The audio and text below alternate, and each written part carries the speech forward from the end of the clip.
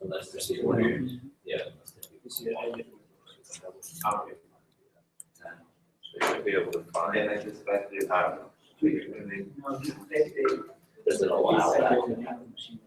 I'll just do like that. I mean, oh, with this position. Yeah.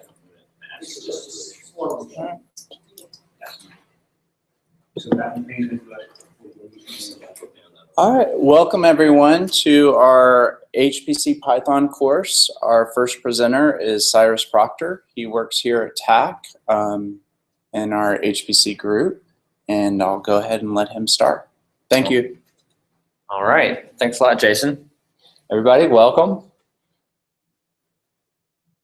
Let's go ahead and get started here. So we're going to be walking through several different pieces today in Python, specifically with our HP infrastructure here at TACC. We're going to be working on Maverick, which is one of our visualization supercomputers. And to start off, why Python? Well, Python's easy. It's very easy to read. It's great for prototyping. So if you have a problem that you need to get started with and you want to get results quickly, Python is a great language in order to do that. It has a lot of third-party libraries available for you. So, you know, a lot of different companies, a lot of different people have already invested the time to get these libraries working so that you can take advantage of things that are already out there. There's a large community base, and the best part, it's free. Specifically on Maverick, we're going to be, first of all, here with the Maverick user guide. I want to point that out, that we have the user guide that's going to go over a lot of the different options that you have when you log into Maverick. Jason's going to be putting up the slides for us so that we can actually grab them online here in a little while. But with that in mind, we're going to be using one of our modules on Python. It's Python 2.7.6. And I want to point out one thing that we get a lot of tickets about, actually. People have Python modules that they're interested in installing, but they try the basic install, usually with a pip install or maybe a Python setup command, and it doesn't work. The reason being is because most of the time, Python wants to live up in the system directories. And when you're on a shared supercomputer, those system directories are not available for you to be sudo or root user. So there's an easy way to fix that. Just add a -- user or a -- home and direct it to where you want it to be. So we're actually going to be going through this for a small example. The other thing, especially for Python developers, you can also use a virtual environment, which is great because you can essentially set up different environments where you have different packages of Python installed. So if you have lots of different builds that you want to try out, virtual environment is a great way to go. To get started though, let's go ahead and get involved. For you guys here that are local, we're going to go ahead and try and connect to Maverick. So you all should already have your TACC portal account and you can SSH in. We want to use the -y command with our SSH because that will allow us for X11 tunneling, which will help us to show graphics later on. So let's start off with doing that right now. And we have people here, as well as myself, that can help you out. But go ahead and try to log in, and we'll go from there. Can you remind me how to do this in Windows? Yes, if you're using Windows or you're using one of our laptops which is running Windows, the first thing you need to do is to start the Xming client, Xming, and then from there you can launch PuTTY, and then that will allow for the X11 client to work. You don't need to use the SSH-y. All you have to put in is maverick.tac.utexas.edu.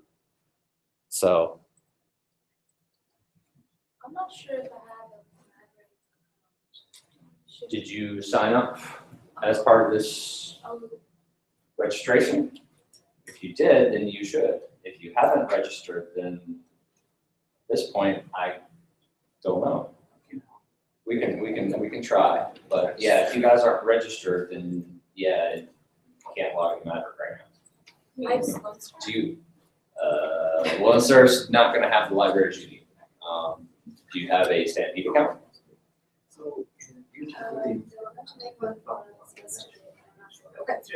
Okay. We're good.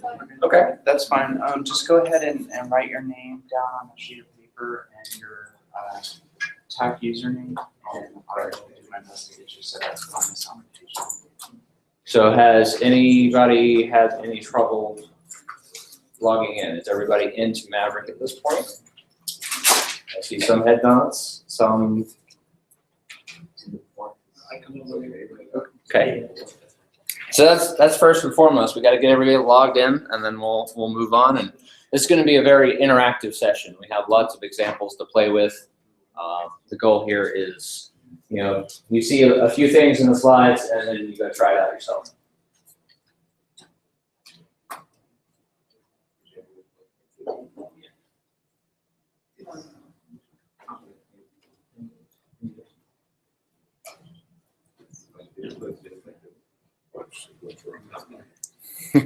Oh, easy. Okay.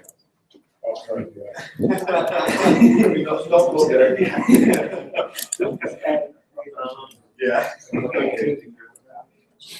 I'm on login? Yeah. Right. Yeah.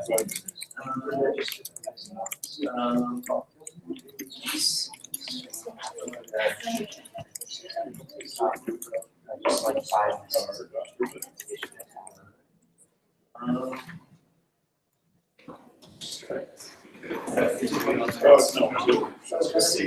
Yeah.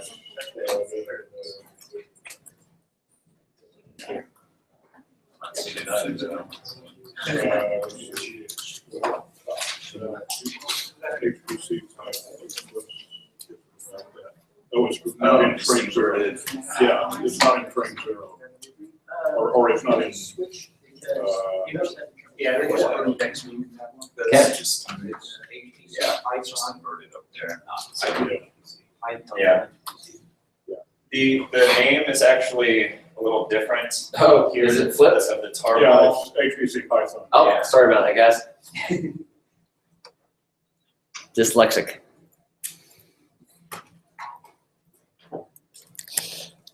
So yeah, I am currently on login 1, and I will copy from the train 00 directory here.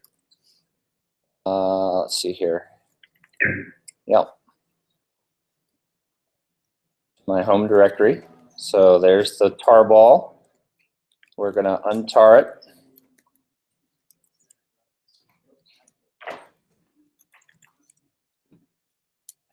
Okay. At this point, I am going to load. Actually, let's list our modules first. So I already have Intel 14.0.1.106 as my default compiler. All I need to do now is module load Python 276. Boom.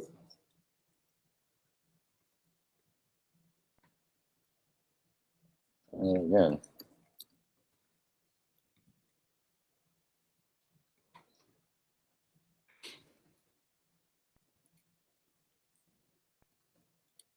Okay, yeah, either one works. Python or Python 276. So for you guys who have logged in, we're going to go ahead and we're going to start what's known as an IDEV session.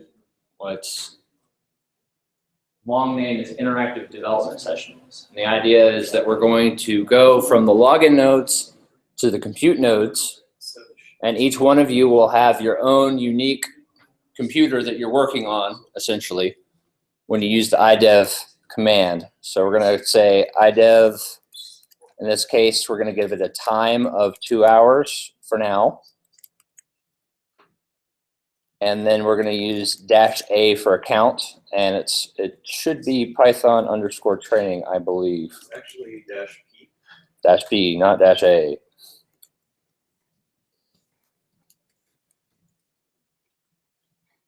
It'll ask if you want to use your interactive session. The answer is yes. It'll sleep while it's setting up your environment.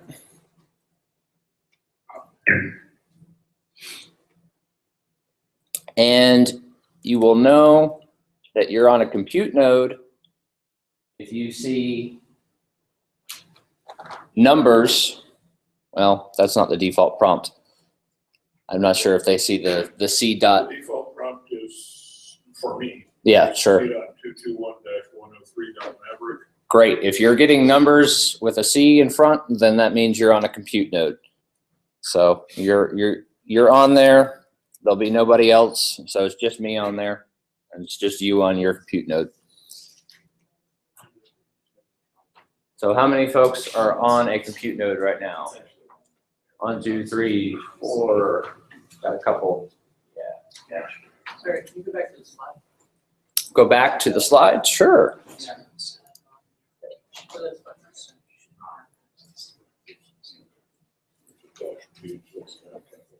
Yep.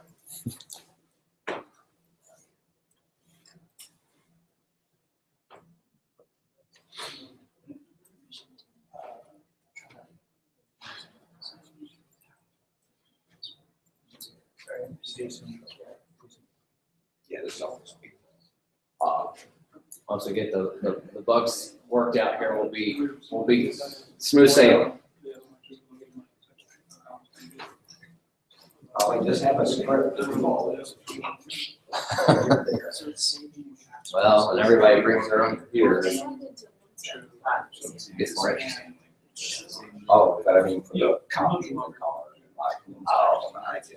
Oh, that's part of the experience. Oh, yeah. XC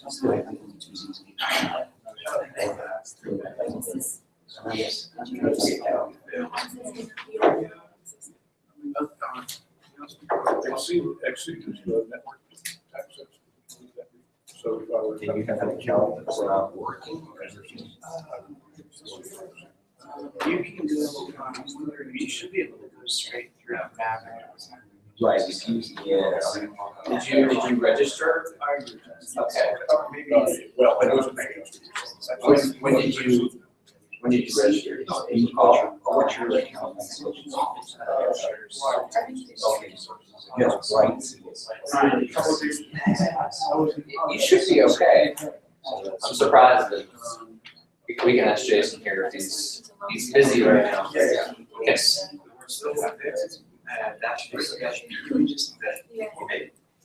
Here, there's a -P.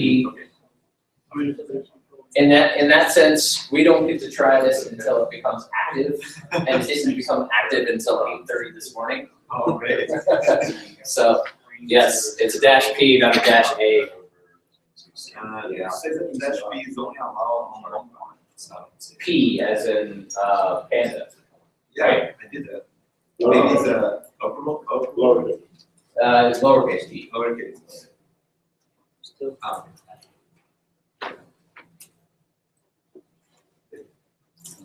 You're not in the system. Oh, they're on there. Do you have a Stampede account? Yes. You can probably follow along with Stampede. We need to get the tar file. Yeah. Yeah, I'm getting it over there. Okay, you don't put it on there. Excellent. Okay. You will need to, are you familiar with how to get on a development queue node? Yes. That's where you want to be, because X11 is enabled on the development queue on Stampede. It is not enabled in the normal queue. So just do IDEP. It'll take you to the development.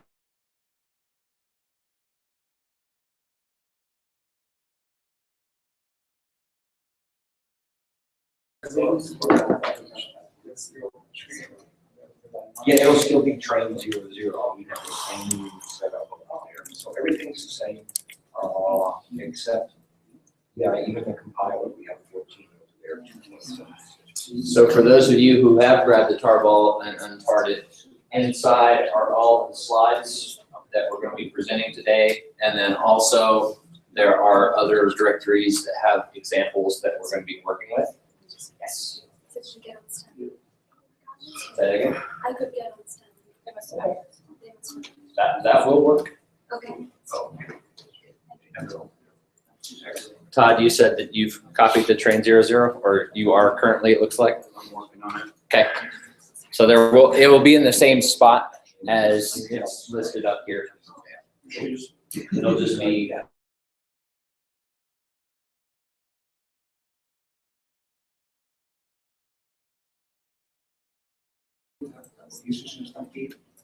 So they have, there you go. Keep the 14, but I do. Yep. So if you say you have that. Right. Yes.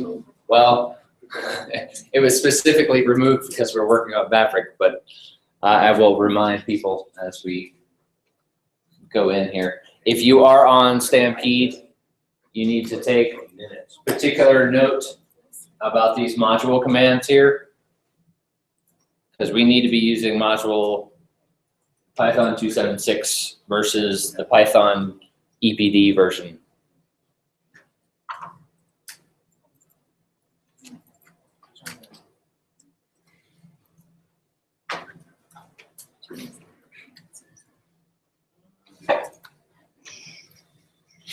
Should be up there now. Okay. On Stampede.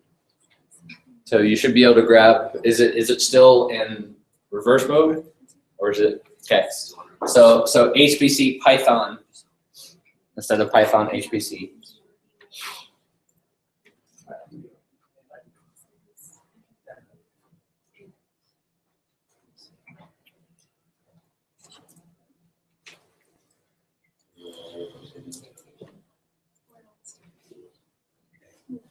That part is not going to work with HPE.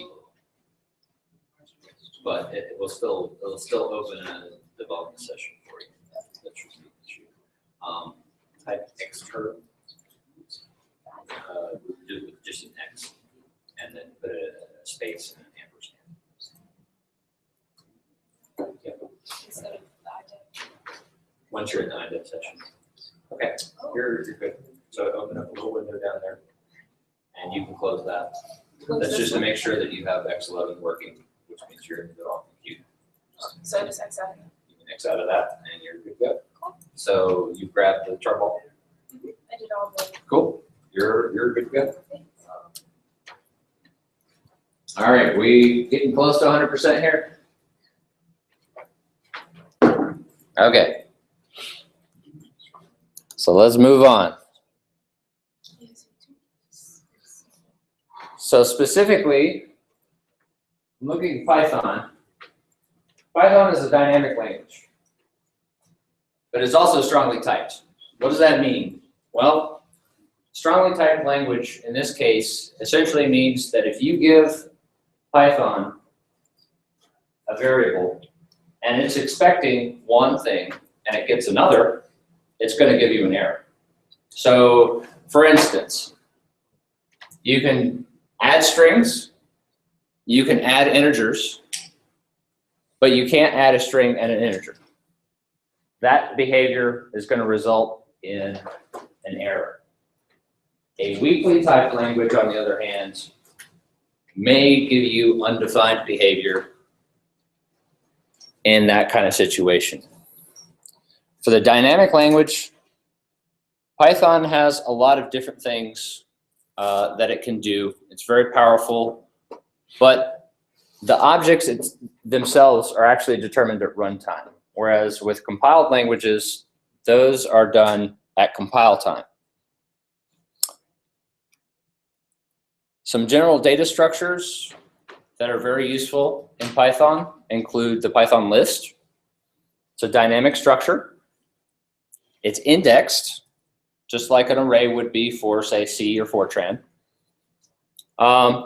It holds any kind of Python object. So literally string, integer, tuple, another list, a dictionary. You can put anything you want inside of one of these lists. You can insert and delete. Another general data structure is dictionary. Dictionaries are functionally quite different than a list. It's an associative array where it has a key and a value. So literally just like a dictionary in the sense that you have a word and then you have something associated with that word. It could be a string, could be a number, could be an array, it could be a list. The keys are unique. And the main operation here is we give it a key value, it gives us something back in return. The biggest difference between the list and the dictionary is that the dictionary is not indexed in the way that you would typically think of an array index. You can't just point to number 2 or number 4. You have to have a key, and they're not in any associative pattern. With Python and HPC though, okay, you're gonna hear this slow. When you're using data structures like this, they're incredibly slow. Why should we use it if it's slow? Well, Python is actually a very good glue, especially if you have other programs that you wanna bring things together, move data around. It's also can be very useful if you have a code already. It's slow. What do you want to do to make it faster? Well, we can profile. So that's what we're actually going to do. Is we're gonna play around. We're gonna profile a little bit with some basic Python codes. So the first step in profiling any kind of code is, one, you got to get it to run. Okay, you get the code doing whatever it is you want it to do. In this case, we have a basic example with a few functions inside of it. We're actually going to go and play with this on the command line in a minute. The easiest thing to do first is to time it.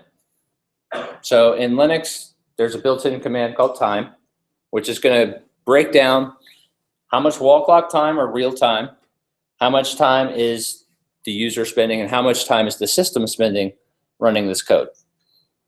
Simple thing to do, good first step. Maybe a next step would be to start actually profiling your code. So Python comes with a module called cprofile, which can be run, for instance, one way on the command line like this, where we use the -m for module. And you can give it different options, including output files. You can give it sort order in terms of how do you want it to sort, whether you want it cumulative time or number of times the function was called. And if we want to go even further, then there's something that's another module called line profiler, or is that right? Yeah, one line profiler. And that one will actually go line by line, do a breakdown of your code, tell you exactly how much time was spent on a specific call, what percentage of the total time was used.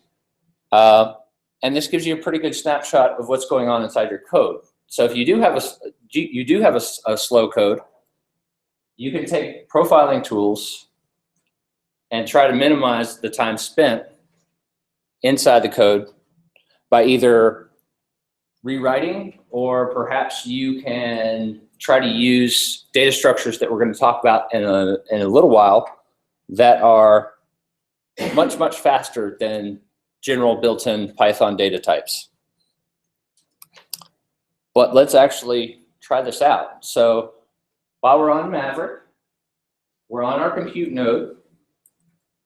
The first thing we're going to do is we're going to install Line Profiler.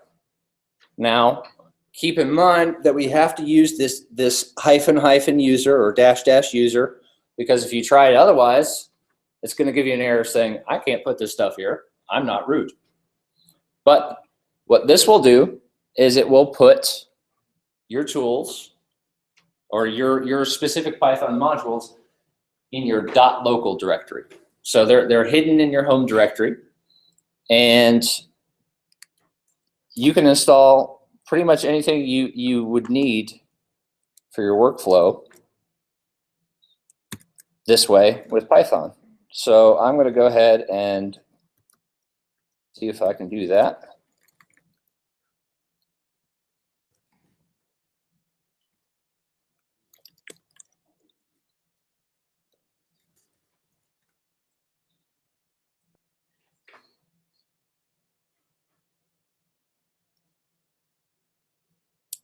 There you go. That's it. Super simple. Yep. My extern still doing zero. Okay. And somebody help her get set up with X. So has everyone been able to actually install Line Profiler? Got one here, 2, 3. Okay, good.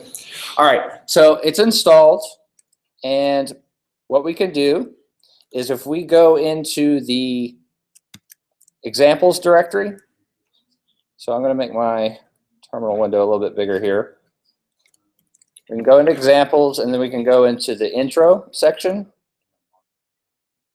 And you'll see a bunch of examples here, and then there's the interactive directory. Let's go into the interactive directory. And there's this one code called prof.py. So I'm going to open it up. You can use your favorite text editor. So this is a really basic Python code. It's got 3 functions in it right now: hello, mysum, and vector. Few things are going on in terms of some computational commands. These are all generated, they're random. But essentially, we're curious to know what's going on inside of this code. So the first thing we're going to do is we're going to time it. So to do that, time Python prof.py. So run our little case here, and it dumps out. I get a time of about 2.9 seconds for the wall clock time.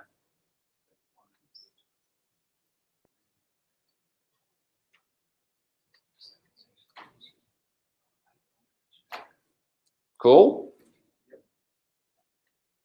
Excellent.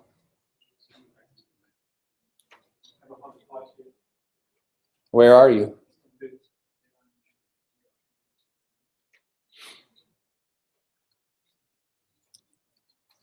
The next thing we're going to try is we're going to try the C profiler. To do that, use the -m for module. Make sure it's a capital P. And then in this case, I'm going to start off with this cumulative for the sort. And then we say prof.py. Oh, well, let's see if we can get lucky and install this one as well. I don't know if we can or not.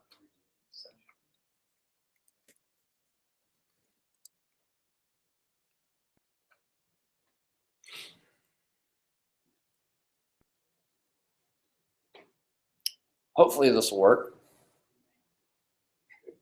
Nope. Darn, I did not try this one. Of course. C'est la vie. So we will not be able to use C profiler at the moment. That one's probably a Python setup.py instead of a pip install. My apologies. But we can at least try the kernel profiler, because we just installed that one. But in order to do that, we actually have to go into our program. And we have to put on the functions that we want to profile. We have to put on what's called a decorator.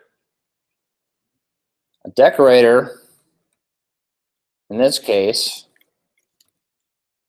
lives right above the function that we're going to be calling. So we use the @ symbol, in this case, profile. And this kernel profiler understands when it sees this @ profile, hey, you want me to profile this. And so it will actually inject different pieces of code so that it can go inside these functions line by line. So I'm going to save that with all the @ profiles on each of the functions.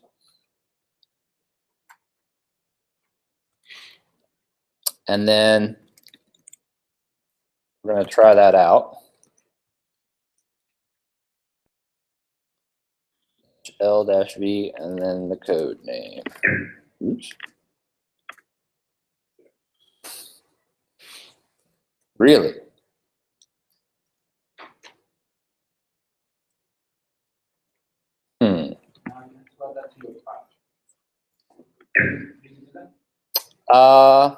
Probably not.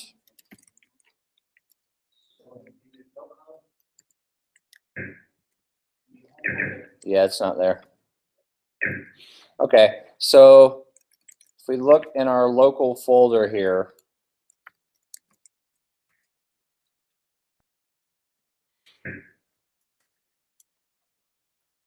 we have this .local directory. And we're going to have to add a couple of things to our path. So we can say export. Is it just Python path, Antonio? Or is it both path and LD library path? Only path? Okay. Yep. Thank you. So we're going to export path equals, and then we're going to say our home directory .local /bin. Then we're going to say $path so that we don't lose everything else. Now we're going to say which kern prof. Hey, there it is. So now we have this binary executable on our path. We can try that command again with our profiler. All right, we're running.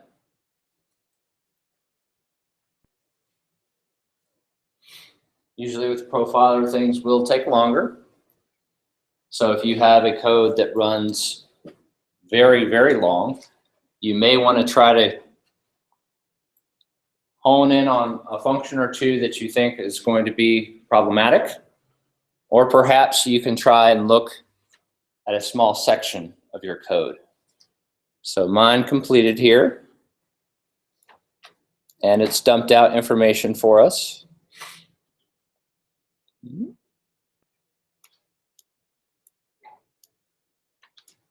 There we go. Okay, so it runs the code as normal, and then it tells us, first off, the unit of measurement is a microsecond. It gives us the total time, and then it goes through total time for each of the functions here. So in this case, the hello function that we were looking at earlier is rather cheap. Not much is happening there other than print hello world. And let's see. The next function we have is the sum function, or the mySum function. And in this case, it gives us the breakdown in terms of time and percentage. It also tells us how many hits we have for each one. In this case, since we have range of 10,000, we have essentially 10,000 hits on each. And then finally, this last one here, we're looking at, we have the breakdown, which is more interesting. We can tell that the creation of our vector, in this case, doesn't take too much time, but in our loops, the for loop, and particularly the square root function for our little example is what's taking up all of our time. So if there was a better way to do that, you could minimize your time by having this information. We can also come out of this directory here, and there are several other functions. For instance, here's one, this testprof1.py, that are ready to go for you to also check out and play with. Yep. I'm not getting all of that information. Mm-hmm. It just says wrote profile results to prompt.py.build. Okay, so it sounds like it's going to that output file, which is a binary file. Use -L-V. I'm not familiar specifically with what would be different between Maverick and Stampede in this case. I'm on Oh, you are on Maverick now. So then I'm really not sure why you're not getting all of the output. So just to double check, that's what you got, right? That line?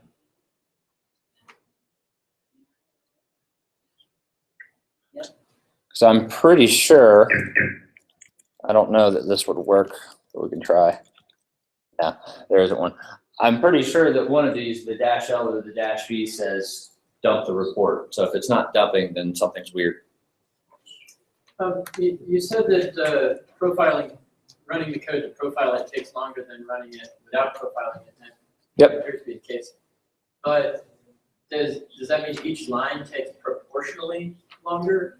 Because it's saying that, you know, one of these functions took whatever 12 seconds, but the whole program only takes 3 seconds to run.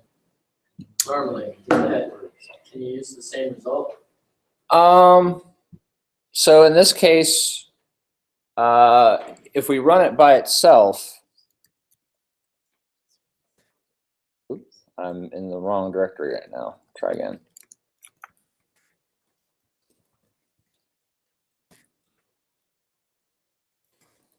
Oh, I've added the profile now. But I was thinking when we did times. Right. So the timing itself is necessarily interrupting specific events, and that's why it's taking longer. But in terms of the pieces of the code with the profilers, then everything essentially is being kept track. And like you said, it should be in proportion. Otherwise, the idea of the profile is meaningless. But yeah, in general, it will take longer. So if you have a code that runs for an hour, then you may want to try to minimize so that you're not waiting there for 5 hours.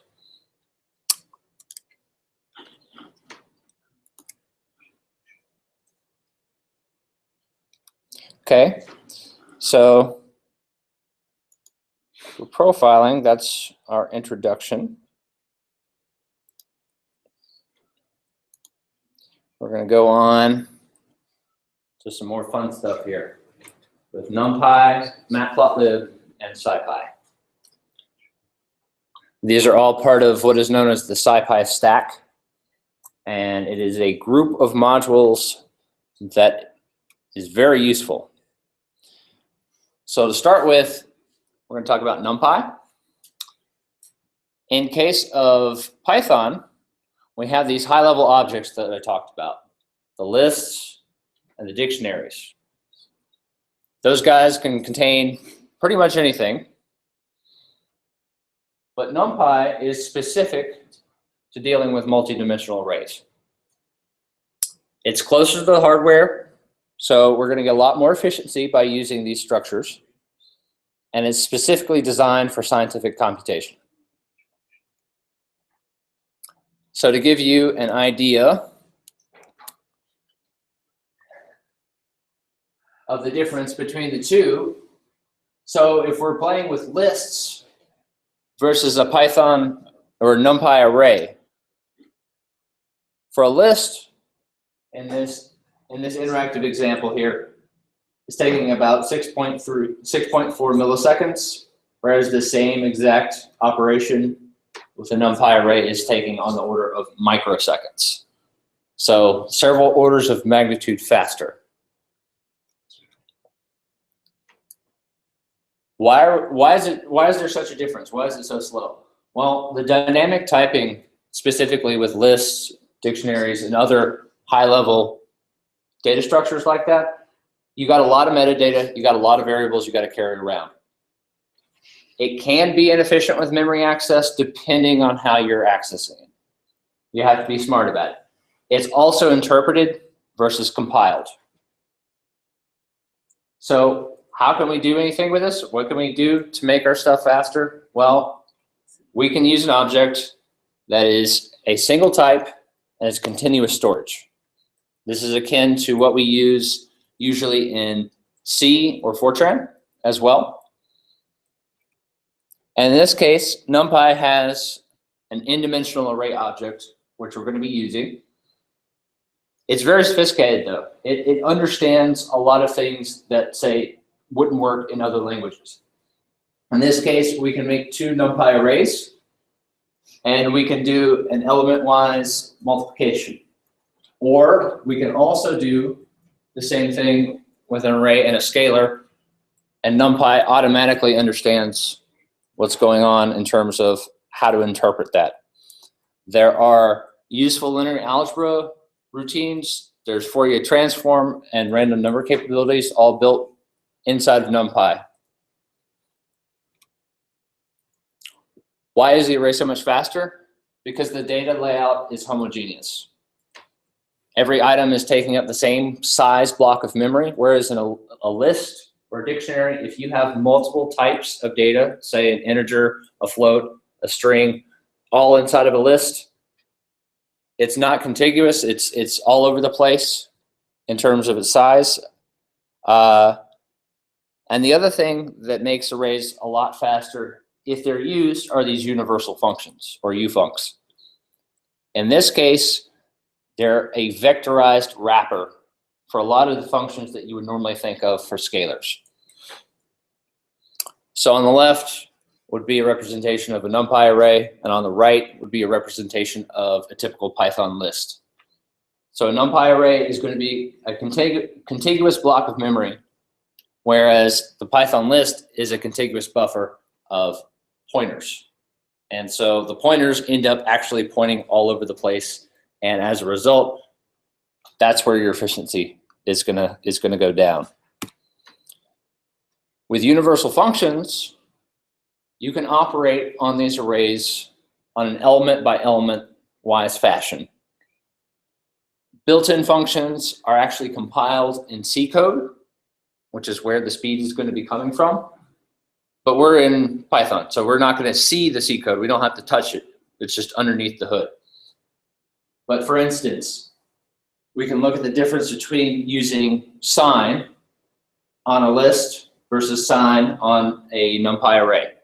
And again, we're getting a factor of almost, what, 10 speed up right there by using this universal function, np.sign. And then the same thing, we can use, say, for instance, a power. And you can see it's even more dramatic, probably about 20 times speed up.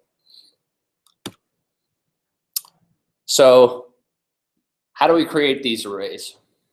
Well, the first thing and the most important thing is up at the top, you see that import statement, import NumPy, and the as is an alias. That could be import NumPy as NP, it can be import NumPy as monkey, it could be import NumPy as whatever you want. But NP is the generic shorthand that a lot of people use. So anytime you see NP dot, that means it's a NumPy function. In this case, we have lots of different possibilities that we can use. We're going to be using a couple of these here in the next example. Some of the data types, or actually all the data types that the NumPy array is capable of storing. We can do Boolean, we can do strings, we can do pretty much any size integer, unsigned integers, floats, and complex. So for instance, when we create these arrays, if you don't specifically tell it what type you want, Python is going to interpret whatever data you give it and decide, oh, I need to store this in either, say, an integer or a float, or perhaps a bool or a complex, or in this case at the bottom here, even a string. In terms of NumPy and linear algebra, we have this NumPy dot function. There's a distinction that we need to make between the multiplication symbol and this dot function. When you have two NumPy arrays and you use the multiplication symbol, you're doing an element-wise operation. So when you think of matrix vector math, not the multiplication symbol. The dot, in this case, is what you're used to in terms of actual matrix vector math. And so we're going to play with that a little bit in this next example here. So if we go back to our terminal, we're going to go up a couple levels to, we're going to go to 3_NumPy. And then we're going to descend into interactive. And there should be 3 files in there: matrix vector, my matrix, and my vector. So I'm going to open up my vector real quick and show you what's inside. In this case, it's just an ASCII set of 10 numbers, 1 through 10. And the same thing is true for the my matrix, except we have a 10 by 10 in this case, and it goes off the screen. But the idea is that the diagonal has 1, 2, 3, 4, 5, and we'll see that in a minute. But we're going to use these guys inside this matrix vector.py. So I'll open it up real quick. And the idea is any place that you see a question mark, we want to fill in the instructions in terms of how do we get this particular, oh, yeah, it's kind of readable. We have this function called matvec. And if you look at the bottom, actually, first, before looking at matvec, this piece down here, if name equals main. So any Python function or any Python file that has this is going to check, am I the main function? And if the answer is yes, then it's going to execute whatever code is in that section. If it's not the main function, it won't run it. So in our case, we are going to be running this as the main function. And the objective here is we want to run function matvec. So how do we do that? Just like this. So this is matching up with our function definition up above. And then if we look here, we have a vector file name called myvector.txt, file we just looked at with the vector. And we're using this NumPy command called loadText. LoadText is a simple command that allows us to load ASCII text from a file. In this case, the in dimension 2 is allowing us so that we can easily do the matrix vector multiplication later on. So this actually reads this in as a column vector. And what we want to do is we want to read in this square matrix from mymatrix.txt. So first we're going to put in the file name that we want to read from. And in this case, in order to load it, numpy.loadText. I'm going to use matrix file name here. The in dimension is not technically necessary. It still works for us here. And then we want to compute the matrix vector product between A and X. So in order to do that, we're going to use the numpy dot function as opposed to the multiplication symbol, which is going to give us an element-wise representation. We are going to save the results in this other file called myresults.txt. And in order to do that, we're going to use, instead of numpy.loadText, we're going to use numpy.saveText. In this case, we give it a file name, which we have as results _ file name. And we have to give it the piece that we want to write out, which in this case is vector B. So at this point, we should be able to write this, save it, and run it.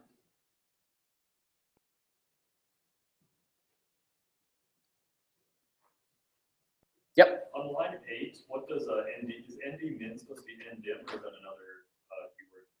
Indim is number of dimensions. No, it's ND min is why you've got to type on line 8. Give it ND. Oh, do I have? 8 and 14 have different. Yeah, you're right. Well, apparently, if that's the case, then NumPy just ignores. Okay. So let's fix that. Is it ndim or ndmin? It's number 8. 19. It's line 8 that's the problem? Yeah, I mean, you're looking at the expect. Gotcha. Ndim. Like that? Okay. Everybody? Yeah, okay. We're ready to run this?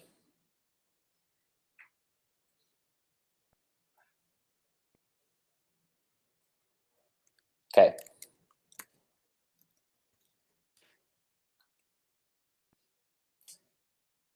There you go.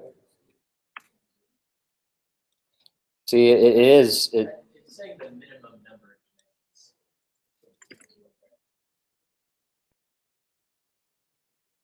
Yeah, it's saying right now unexpected keyword. I thought it was. I thought it was right before we did it, but apparently, ND min. Yeah, min. Because we do want minimum, actually.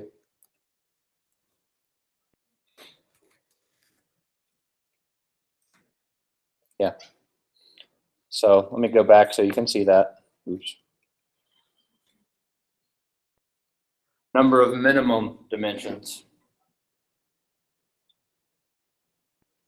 And in our output, we'll see why.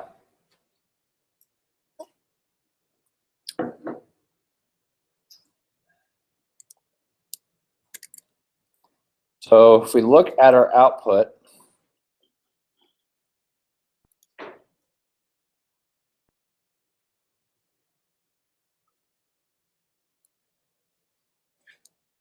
when we read in the first vector there, it's stored as a column vector. If we don't have that minimum number of dimensions, then it actually reads it in as a one-dimensional row vector.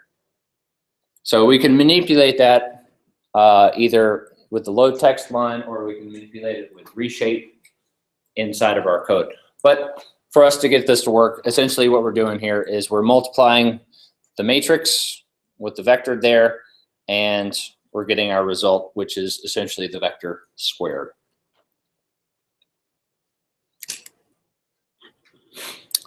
So that's some basic linear algebra with NumPy. What's the type that we got before? Is in the mean or is in? NDmin. Yeah, I still am having the same error. Is it a key error? It should list the type of error that it is. No, it's a error. Okay, then it's not spelled properly, probably.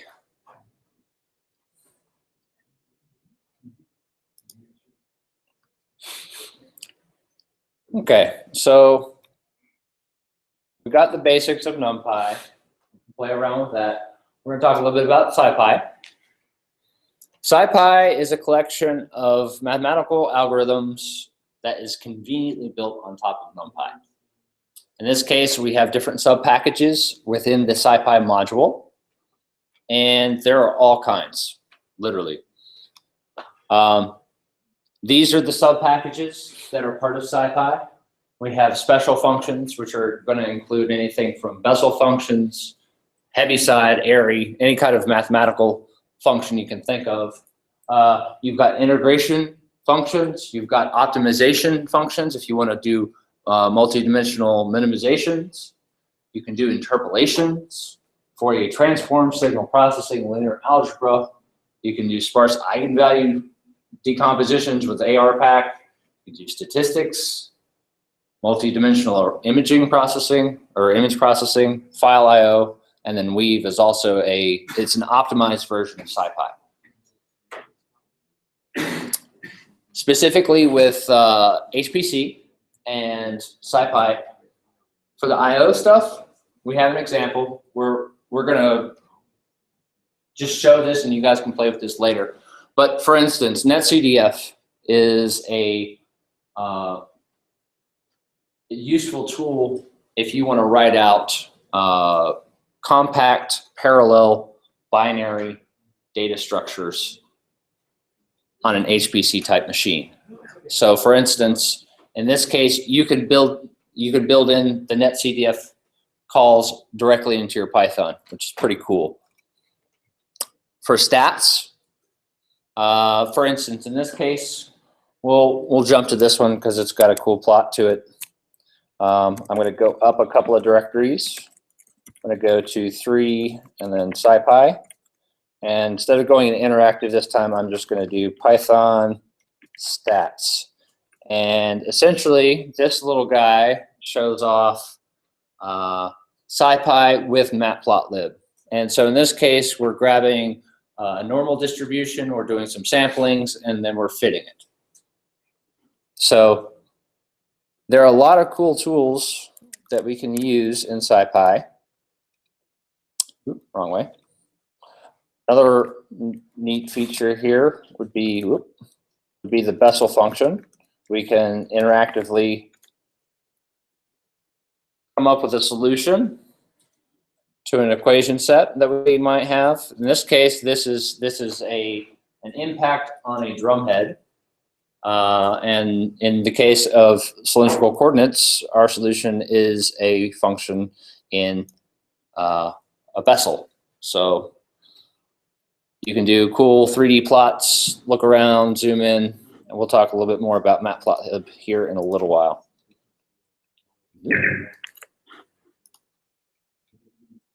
In terms of our example, we're going to build on what we just did in NumPy at this point.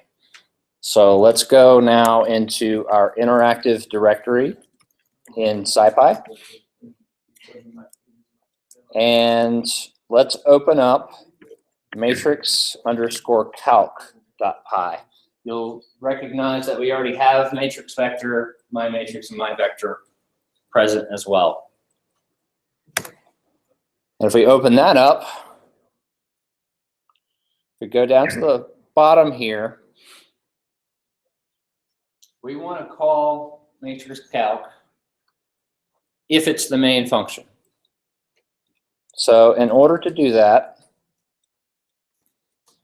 if my name, so it's a double underscore,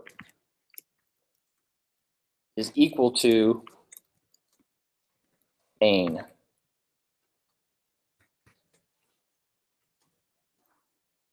That's the syntax. These underscore variables are special, reserved variables for Python. Python understands them. Hey, I'm supposed to recognize that. And so that is an attribute of this particular module. And its name, if we run it as the main program, will have the name main. If you look, we have 3 different functions in this case. We have matrix inverse, matrix exponential, and matrix calc. And we're going to be running, as the main program, we're going to be running function matrix calc. We go inside of this. The first thing we do, you notice, is we have this mv.mat_vec. Well, mv.matvec is actually the matrix vector operation that we just did for the NumPy example. And the reason we could do this is if we go up to the top here, we have this line, import matrix vector as mv. So currently in this directory, we have matrix vector.high. Python interpreter sees that matrix vector. It looks in your Python path, which includes this current directory. It will load what's inside of matrix vector. So we have access to all the functions that we have in there. And we can call it specifically, just like NumPy. This is our matvec module. And then we can print out our matrix that we had before, which has the 1, 2, 3, 4, 5, 6, 7, 8, 9, 10 on the diagonal. And we want to do, in this case, we want to compute the matrix exponential using function matrix exponential. So monkey see, monkey do. Up above, we have matrix inverse called. So in this case, we're going to call function matrix exponential. And matrix exponential is expecting an argument here. It's expecting a matrix, which we have read in from our matvec call as A, and we also grabbed vectors x and b in this case as well. So we're going to be computing a matrix inverse, a matrix exponential, and then what does this say? It says compute A times inverse A and store in I. So to do that, A, there we go, A inverse A,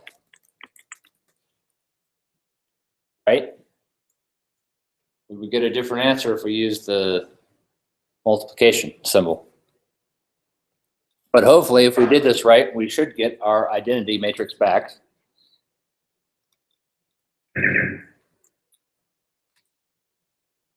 Okay? Everybody cool with that? All right, let's try running it.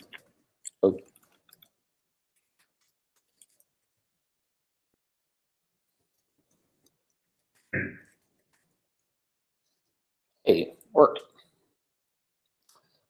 And if we look at our results, the first thing it does is it loads the vector and the matrix from matvec. We compute that squared vector again. For me, it says import module name site. Antonio will help you out. So in our code, matrix calc, we echoed A again, so we can see it here. And then we take the inverse. Whoa, wrong one. Sorry about that. We take the inverse of A, which if we have a diagonal matrix is literally 1 over whatever the diagonal entry is. So this checks out, and you can see a little bit of numerical round off going on there as well.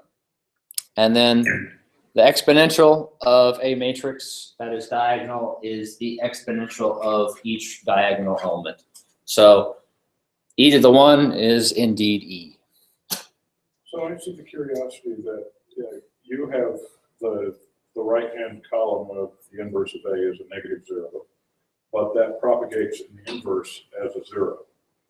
I have the -0 propagated into the inverse as a -0. Aha. So non-deterministic in the sense that your node is giving you an answer and my node's giving an answer. And so if we were to look at that in terms of precision, we would be down at essentially the error, which it's around e -15. So give or take. But you're absolutely right. And that can be an important thing, especially if you're trying to do something that's reproducible. So anytime you're doing numeric calculations like that, be aware. Okay? Cool. The next example, so the individuals who are on Stampede, you actually got lucky. You can do this one. It does take a little while. We're not going to do it as a group. But the cool thing about Stampede, it has the Intel Xenon Phi cards on them, or the mics, as they're also known. And the idea here in Python is that we can actually take advantage of the mics with automatic offload. So what does that mean? We have our compute node, and inside that compute node, we have this extra coprocessor that's attached. And we can essentially do different algorithms, in this case, LU, Cholesky, QR, a lot of different linear algebra type matrix factorizations. And you don't have to do anything different. Python is set up right now that it automatically knows if you have the right sizes, it's going to use that coprocessor along with the host processor for you. And so you're going to get a significant speed up in terms of your time.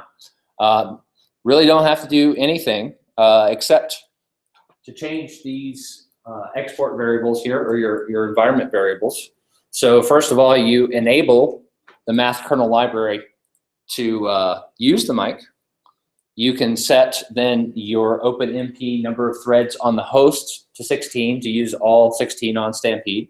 And then you can export mic OpenMP number of threads to 240, which is how many threads are available on the mics. And there's plenty of documentation on this. It's not just in Python. It can be used throughout, although it's very easy to use in Python. So in this case, let's go take a look at it, and I will point out real quick one of the caveats about it.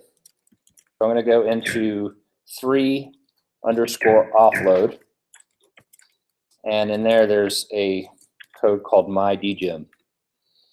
And in this case, our matrix size is going to be 8,000.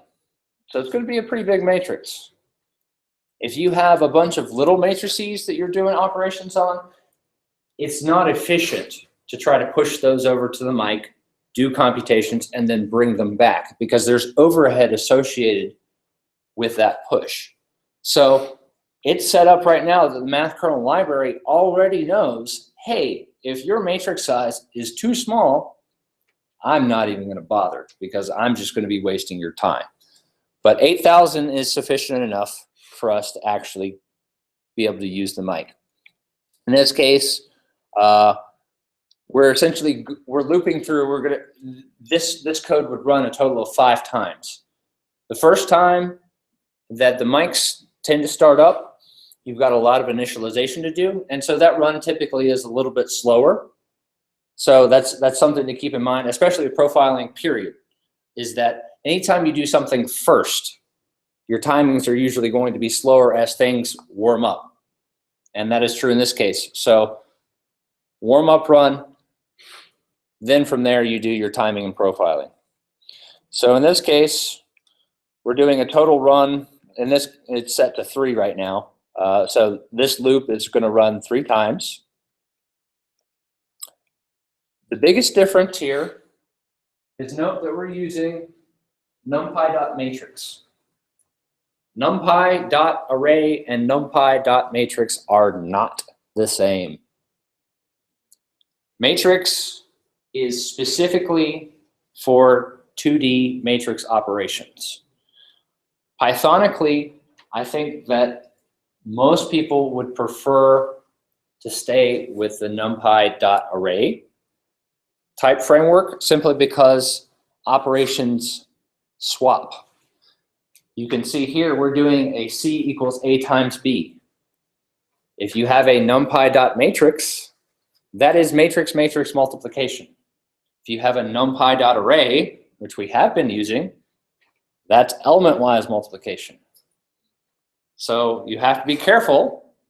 If you don't use NumPy.matrices or NumPy.matrix and this multiplication symbol, the math kernel library will not do the offload. It'll stay on the host processor and run there. So as long as you got those 2 points, it's simple to use. You can do everything in arrays and then use NumPy.matrix to convert from array to matrix. That works too. So since we are on Maverick, we won't run this because these runs take roughly about 45 seconds each. There's 3 of them on here. The Stampede folks, if you did it, it would knock it down. I can't remember now. It's like 5 seconds. So After setting all the variables. yeah, after setting all the variables. Yeah, so I mean, there's a significant reduction in terms of your computational cost for specific matrix vector type operations with the mic. Okay, this is the fun part, at least I think so. Matplotlib. Matplotlib is a way to generate figures, plots, or pretty much anything you want. It's very customizable. You can pretty much generate anything you want to if you're willing to spend the time to do it. It definitely rivals anything that you can make with MATLAB. Yeah. So, in fact, are there any MATLAB users? I'm just curious. Yeah. So there's a few people who know about the plotting routines there. You can pretty much do almost everything you can in combination of Matplotlib, SciPy, NumPy that you can in the other one. So basic examples. Let's play around a little bit. If we go to the 3 Matplotlib directory, we got several. In this case, we're going to start with our basic one here, basic 1. So let's open that up, take a look, explain some of the stuff that we're doing. So the import statement here, Matplotlib has several different sub-packages. The one that probably gets used the most is pyplot. And the typical alias used is PLT. Sometimes you'll see this plot, but anything with a PLT call is going to matplotlib.pyplot. In this case, very basic. We're not even giving a set of X and Y coordinates. We're just giving a straight Y, and it's going to assume an X for us. In this case, this notation is pretty darn close to notation that you would use in totally blanking. MATLAB, where this is our marker type. To run it the same way we've been doing, and it should pop up. There we go. So basic plot, we have a line, we have a scatter plot, we have labels, we have axes. Great. We can add to that, simple. We can add a title and a legend.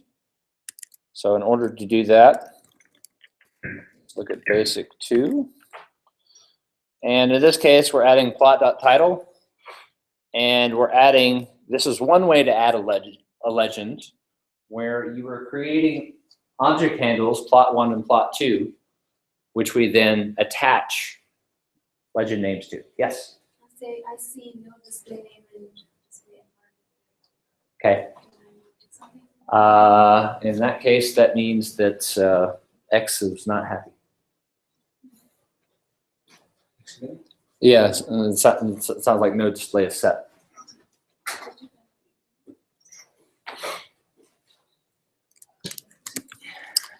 So in this case,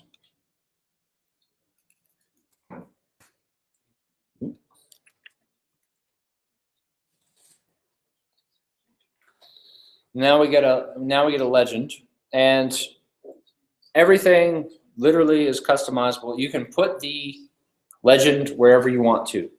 There are designations. You can have it in any corner. You can have it centered. You can have it off the chart. You can have multiple legends. You can format how big the legend shows up to be. Just to give you an idea of some of the possibilities. Okay, next one is, yeah. How does one go off the chart?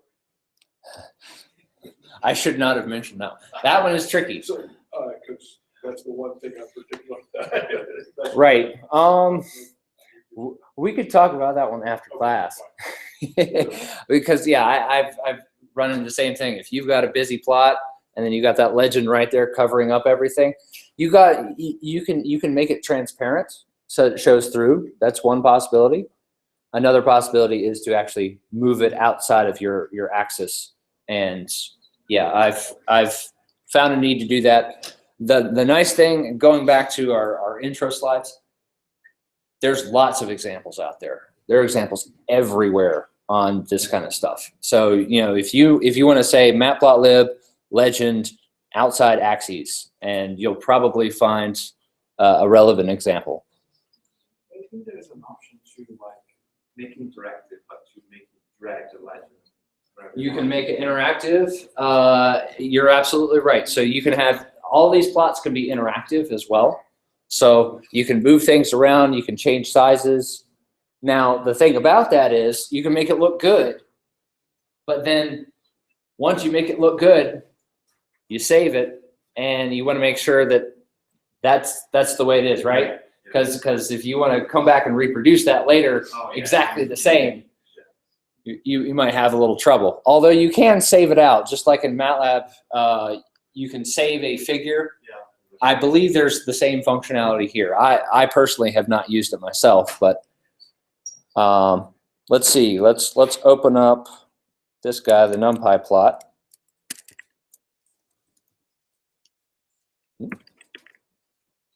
Okay, so we're using a range, first of all, which in this case is being used for our x and our y variable. And then we're plotting a second one with our x, and in this case, t squared is our y variable. And finally, third, we have t and t cubed. And each one of these, so the shorthand notation that we're looking at here, this is red with a dashed line. This is black with, I don't know, what is S? Square, yeah, that makes sense. And then we've got green with a caret, which is triangle. So let's go take a look at our actual plot when it comes up.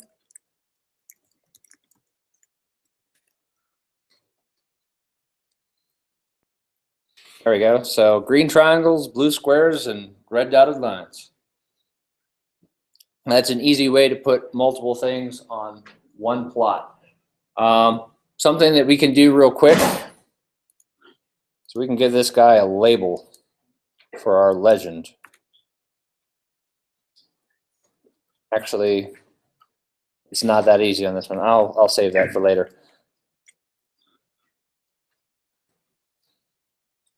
Wrong way.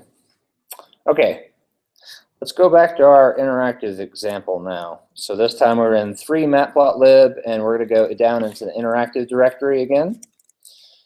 You'll notice all of our friends are available as usual, but this time we have plot.py. Let's go take a look at that one. And in this case, we have the NumPy module loaded. We have the matplotlib.pyplot submodule loaded. We want to import matrix calc. That's our module, or our Python file that we worked on in the SciPy case. So in order to import, we need an import statement. We need the name of the file. And then we could leave it at that. Or we can also add an alias. In this case, MC for matrix calc. So as long as this file is on your Python path, it will be found and it will be loaded. If it's not on your Python path, it won't be found. Since it's in our same directory right now, that's automatically part of our Python path. Okay, so let's go back down to the bottom here. If name equals main, we want to call the plot function. In order to do that, plot is not returning anything, and it's not taking anything as an argument. So all we have to do is call it.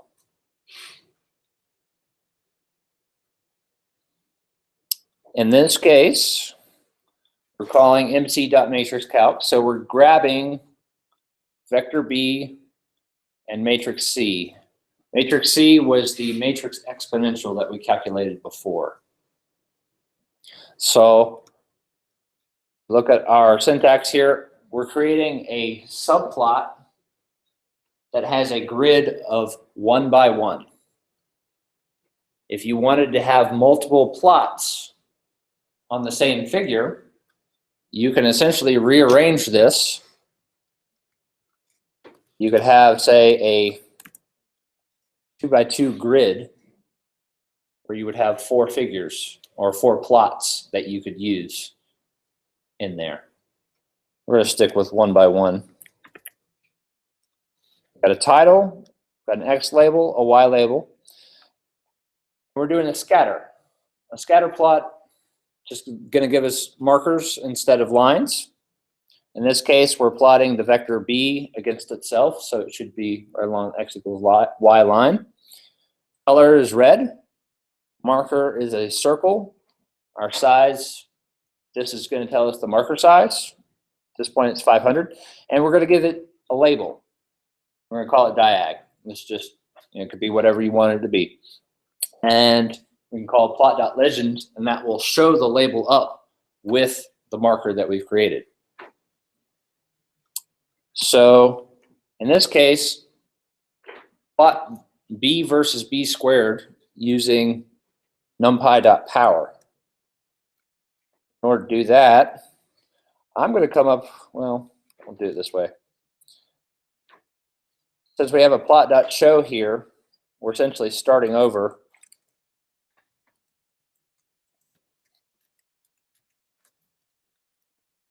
Open it up and give it a title.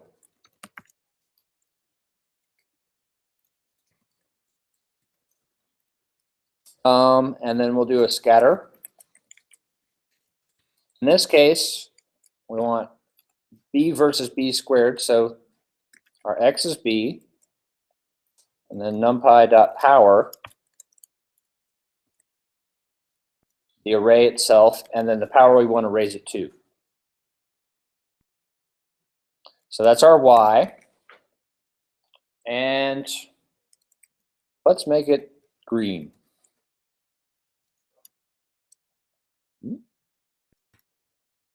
Let's use, I don't know, an X as our marker. Make the size really big. And we'll give it a label of, I don't know, power.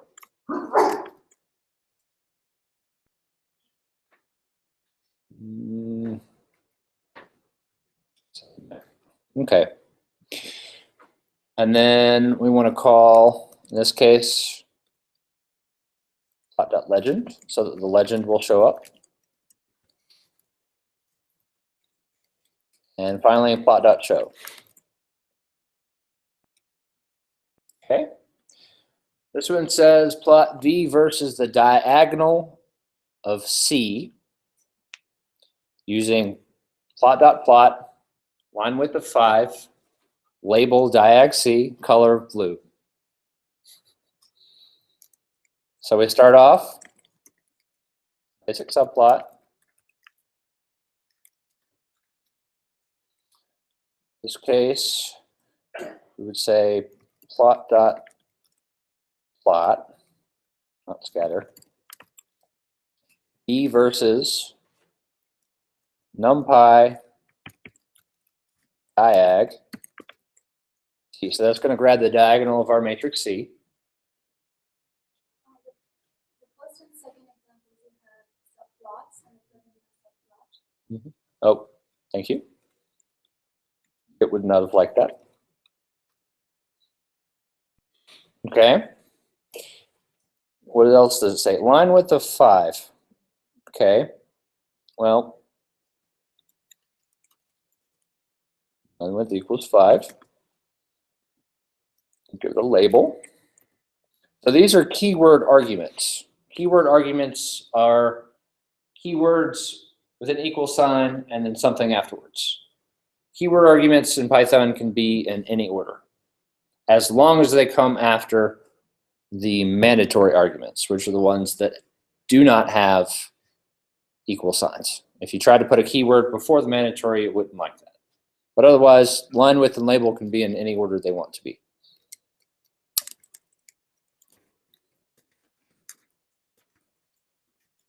Okay, let's say color blue. And, okay. Says add a scatter plot of B versus the square root of diag C. I'm going to cheat. I'm going to copy this. So we have numpy.diag, which that's returning at this point the same dimension as our vector B. So we can continue to use these universal functions. In this case, square root.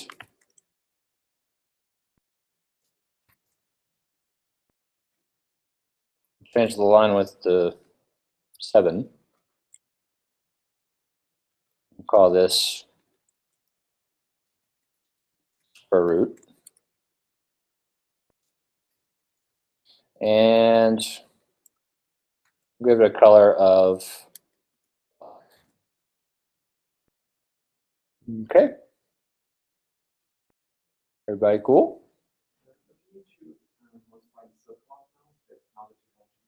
Or they're just going to. So it depends on what we do here. Right now, these two are going to plot on the same axes. If we wanted to do subplots where we had one and then another, we could also do that. Okay, I think we are ready to go. No, I don't. Actually, yes, I do. So, plot.legend, thank you. Make the legend show up and then plot.show. Otherwise, matplotlib will go through the motions, not put anything up on screen. But for instance, matplotlib has a very nice, I guess you would call it a writer, that can do PDF, EPS, PNG, pretty much any format you can think of, and it will do it in very nice vector graphic format, which means that for print production quality, it's great. It blows Microsoft Word out of the water. So, all right, everything's shown. We got legend everywhere. Let's give it a shot.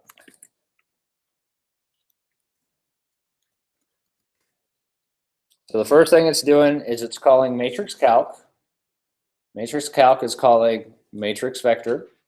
Matrix vector is opening my vector and my matrix. So it grabs everything, plotted B versus V with red circles, gave us the legend.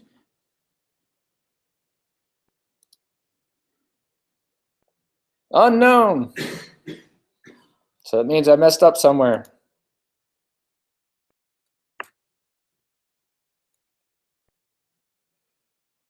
Let's see, probably would help to know the line number. S instead of size. Where is it? I'm trying to see what line it says. Line 22. So we can go to line 22, and our scatter plot. Yes, you're correct. No size, just S. S is actually short, I think, for area. I don't know why. Try again. Okay, got our first plot up. Close that. Still have a problem. Yeah, size is. Oh, whoops. Should open it, not run it.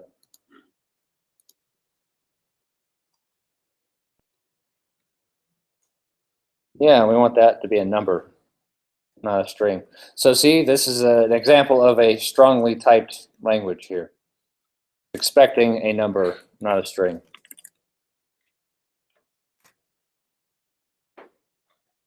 Third time's the charm. Yeah, there you go. Green X's. So it raised it to a power. Got our plot with the silly title.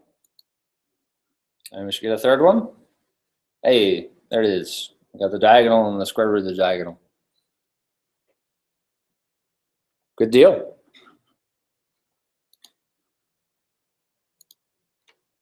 Okay. That is that for this section of the tutorial.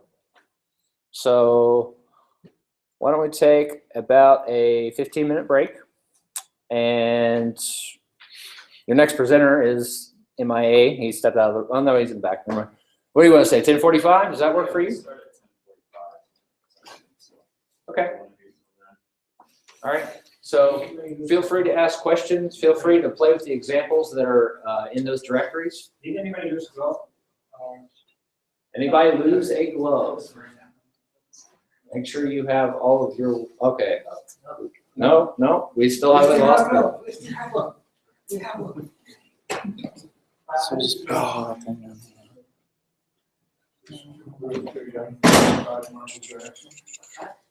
Yeah. I don't know what's going on. I was just gonna mute the. Oh, yeah, sure. So I was gonna say, if you're willing to do a little bit of work, Matplotlib will also output a tech. Yes, formatted text. That's very nice to have. Really pretty plots. Indeed, it does. I use that quite a bit myself. Should just be Keep able it to in mute. mind. Turn off the beeping that happens, but yeah. Yeah, I want to change that. Like this. That'll kill the. Oh, interesting. Okay. Your sound effects. I don't think I had to do anything different, but the one thing, like for instance here, the prereq would kind of be, well, you have to know what behind what you're doing with the tech. Input, Would right? make sense. That sound. Or- okay. But yeah, you're absolutely right. That Sure. is a great feature. Have you messed with, what is I think I have to control that I through. can't remember, there's a guy who's presented at SciPi a couple of times. I'm not sure. I haven't. He's got a Python interpreter that runs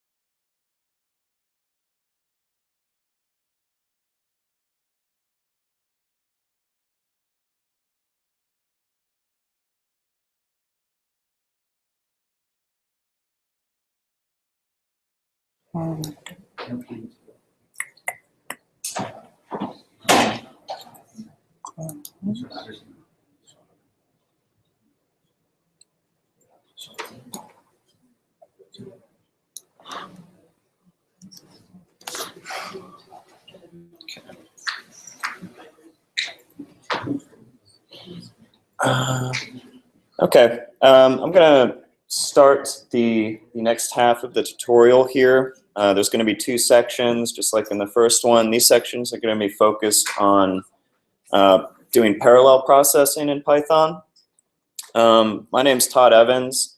Me, along with Cyrus, who just presented, and our colleague Antonio, who's running around helping people here, we kind of maintain Python and do the updates to the packages and whatnot here at TACC. So if you have questions about Python specifically on our systems, you'll probably end up talking to us at some point. I'm going to start off with multiprocessing. And I'm going to do this because I think this is the kind of the quickest and dirtiest way to get some parallelization into your Python code. So right now, if you're running Python code on a node, you're only using one of the cores on that node, most likely, unless you're doing taking advantage of this multiprocessing capability that comes with Python. It is a part of any standard Python distribution that you would download. We have it on our systems, and then in the next section after this one, we'll talk about MPI in Python a little bit. But I'm going to focus on this one for now because I think this is the easiest way to squeeze out a little bit of parallel performance from your codes. So what is multiprocessing? It is process-based parallelism. It's not the same as threading. If you've ever worked with OpenMP, you can get threads in OpenMP, and it's a way to have a multi-core processor doing multiple computations or tasks concurrently. Process-based parallelism is the same kind of thing, except processes are a little bit more heavyweight than threads.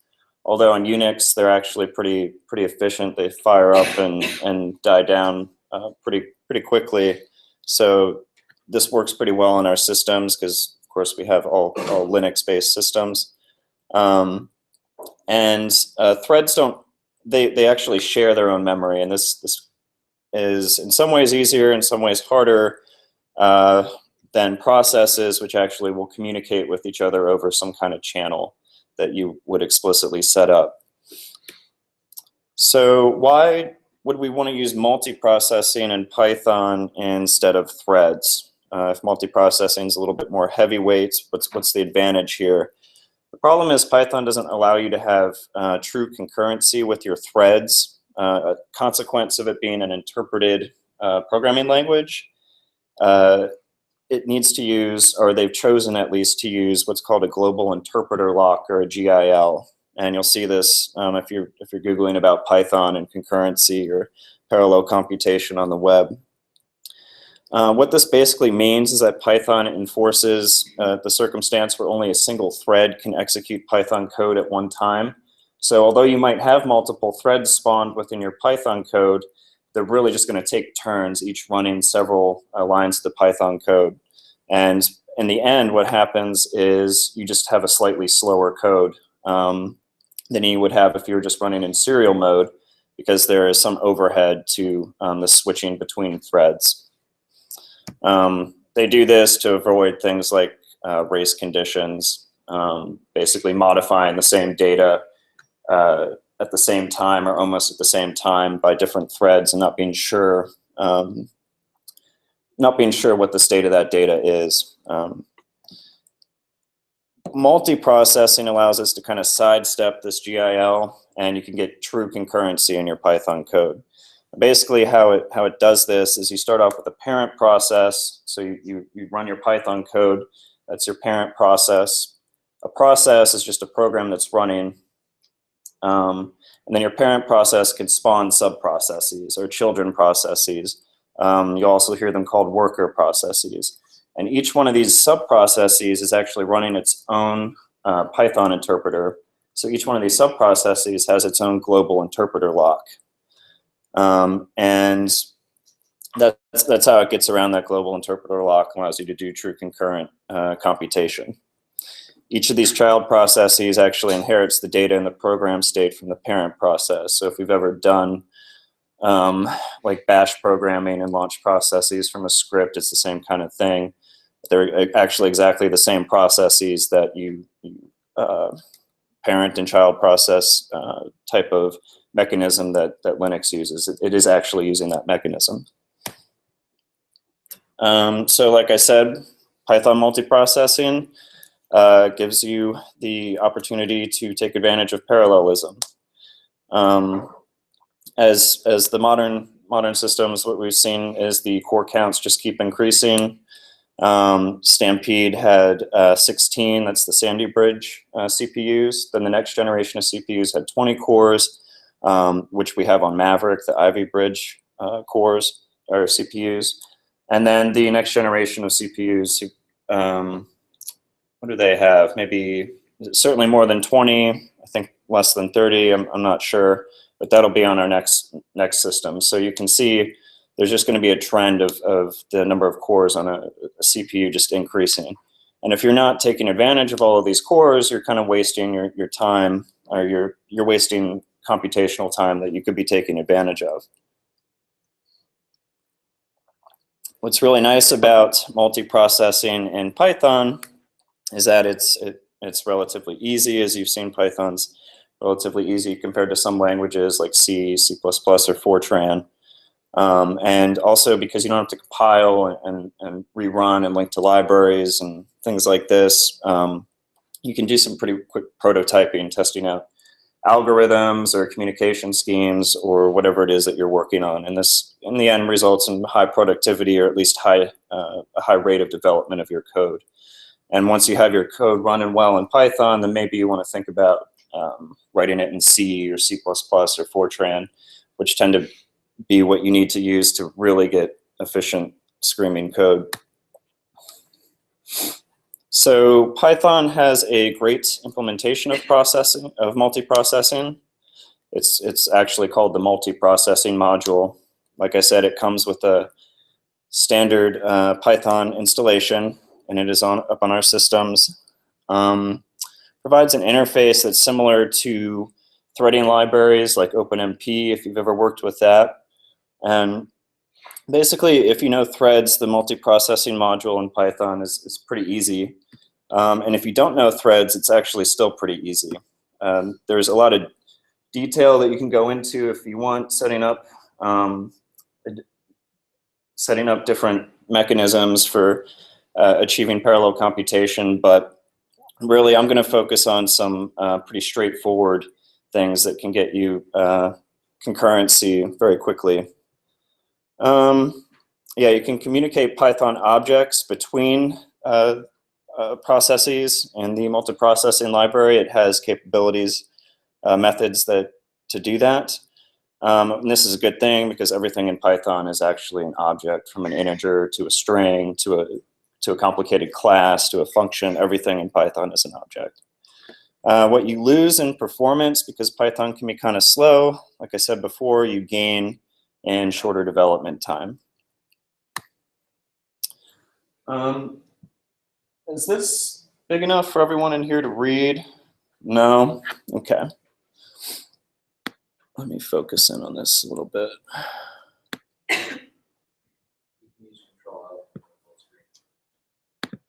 Yeah.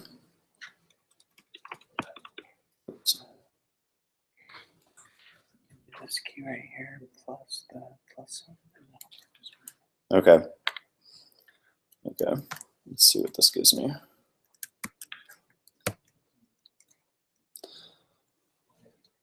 Okay. I'm going to go through. Is this still too small? I can bring up something different. We're okay? I'm going to go through this quick example here. It's actually a relatively complicated example compared to what we're going to talk about. I just want to go through and point out some of the mechanisms for how the multiprocessing module works and some of the basic syntax. Up at the very top, here, line 2, we just import some modules that we're going to use, random and OS. Line 3, we import the multiprocessing module. This gets us access to everything that's in the multiprocessing module. Then lines 5 through 13, these are just this is just a function. It does something. We don't really care too much about what it does. And so let me pass over that right now. Then we go to line 17. That's going to be the number of processes that we're going to create and use. And then we're going to build up a process list. So we instantiate a list on line 20. It's an empty list. And then we loop through the processes on line 22 to 26. So there's going to be 2 processes. So there's just going to be 0 and 1 in this loop. And all we do is first we create a list called out sublist. And then the next line, line 24, is where we actually are doing getting into the multiprocessing module. So we'll say we're going to make a process object. And so we're going to say process equals multiprocessing dot process. That's a function or a method within multiprocessing that instantiates a process object.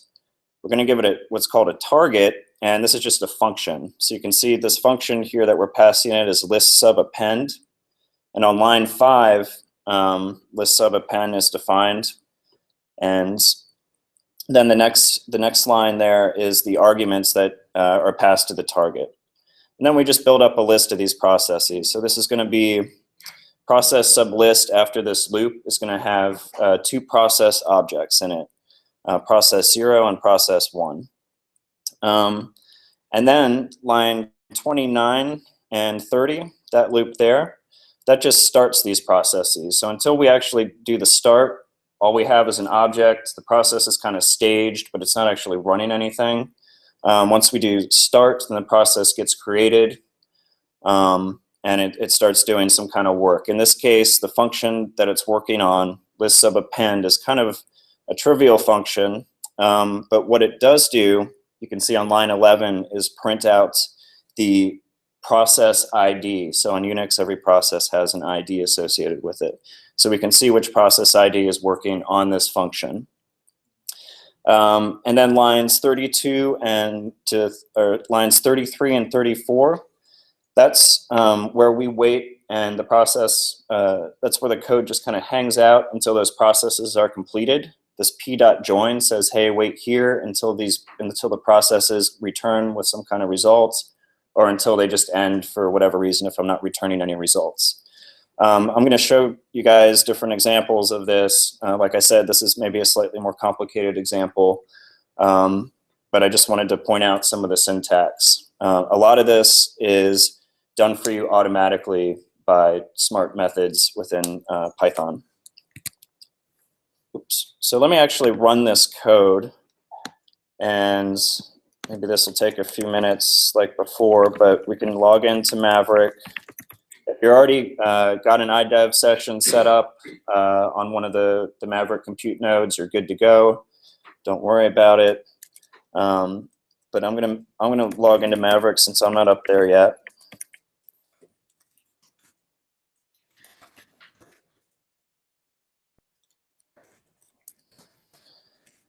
And I also have a series of examples up here.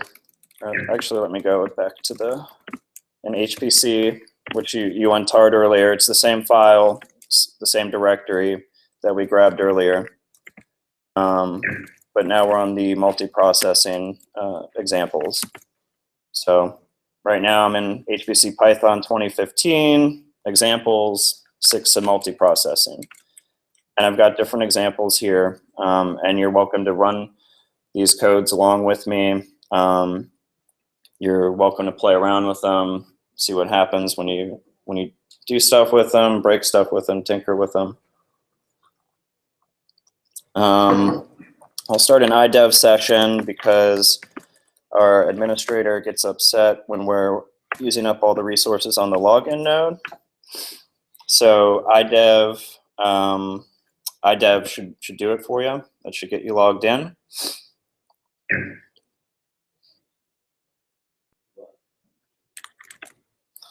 And so I'm on node C221-203 right now. And at the top of every one of these examples that I'm going to show you is the name of the file in this examples directory. And so in this case, we've got multiproc test is the name of the directory or the file.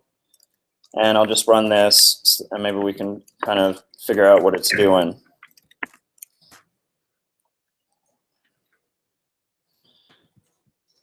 Okay, so what happened is we, oops.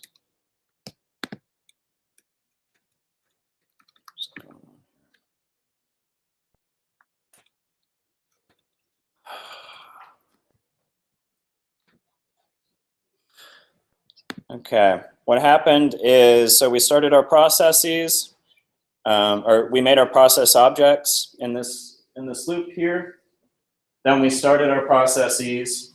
Those processes say, oh, I need to work on this target. We passed it these arguments.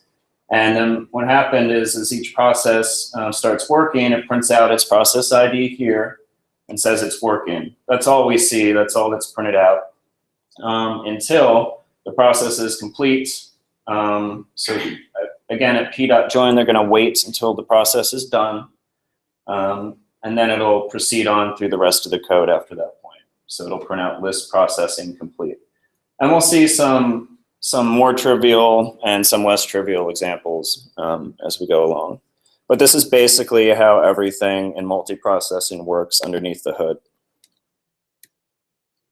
So the basic workflow, again, create your process, however many processes you're working with. Typically, the best thing to do is to pick a number of processes that equals the number of cores on your machine. So if you're working on a laptop, a lot of times you'll have 4 cores, maybe 8 cores if you're lucky. If you're working on Stampede, you'll have 16. If you're working on Maverick, you'll have 20. Then you do something to spawn the processes, and the processes do work. Then you wait for the processes to terminate, and sometimes they give you back some kind of results that you want to work with. And this is the basic syntax that we just saw in the previous example. Number 1, create your process object. Number 2, start your process. Number 3, hang out and wait until that process is done. So you can have many, many of these processes going at the same time.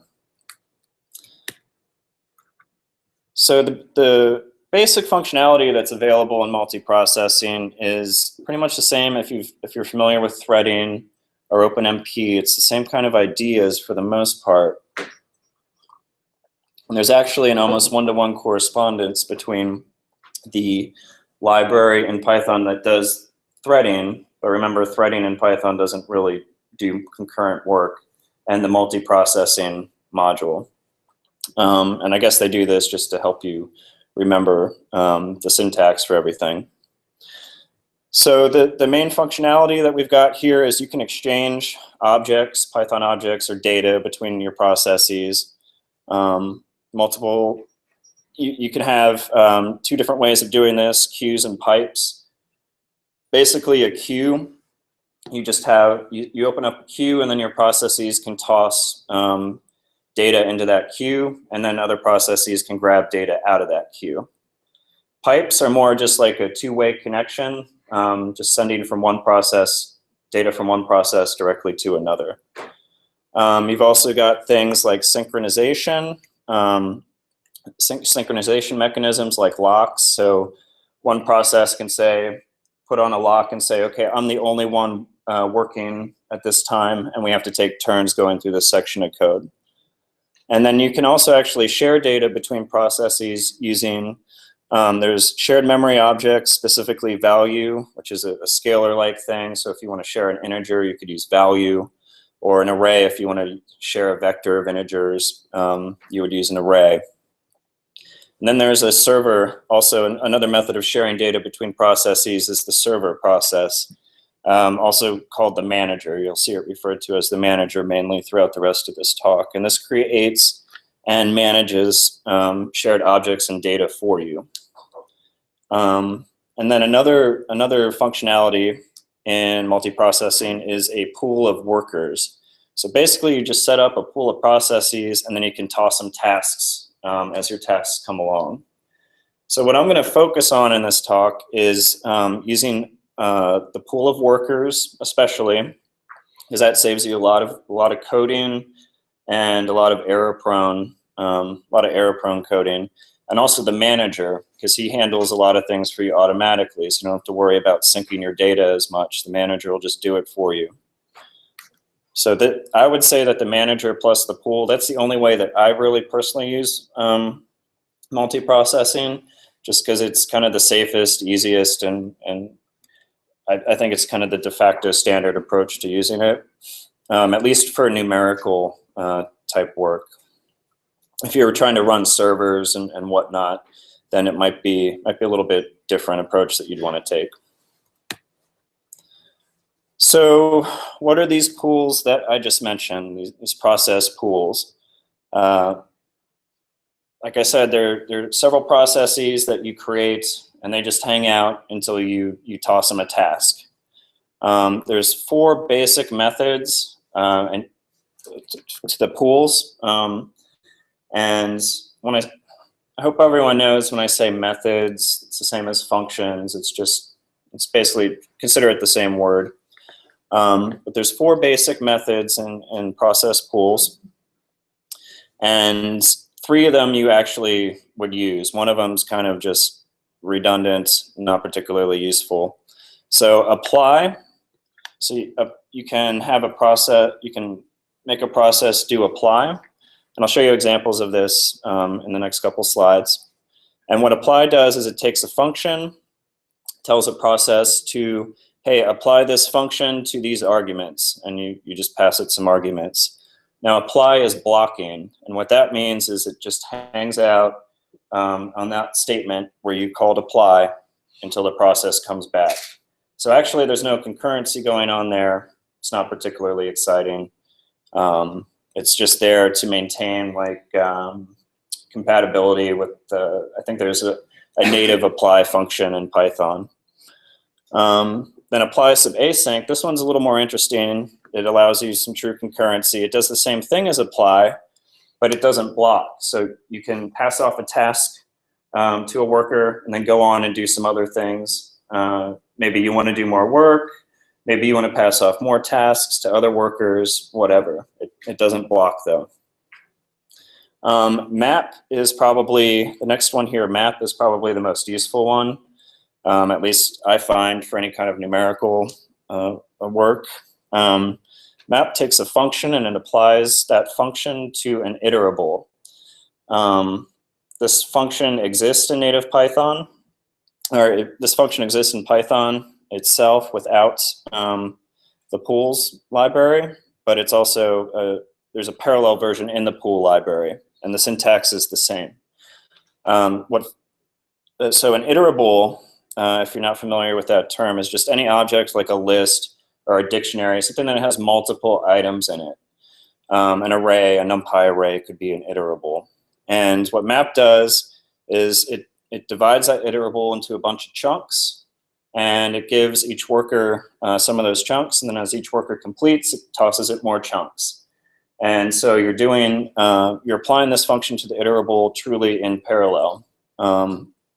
Ideally, you have a single core working to apply this function on some section of the iterable. Yeah, when a worker finishes, he'll grab a new chunk, and this will just block until it's done, but you've got all of your processes that are in your pool working on applying this function to its own section of its iterable. And then map sub async is just the version of map that actually doesn't block. So you can start these workers off and then go on and do other things that with the code. So here's sort of a trivial example of apply, but it demonstrates the difference between a blocking and non-blocking version of apply. Again, apply is the blocking version, and apply sub async for asynchronous, as you might guess, is the non-blocking. So for multiprocessing, on line 3, I import the pool. the pool method. And then line 5 through 9, all I do is define a function. And all this function does is tell the process to sleep for 2 seconds, and then it returns the time that the process spent within that function. So return space end minus start, where start is the time that it started, and then end is the time that it ended. Then I define my pool of processes on line 11, or instantiate an object pool of processes. So at this point, I have a single process just hanging out in addition to the process that's running this code. So this other process is working, or just waiting to get work from me. So line 15, I actually apply the function f.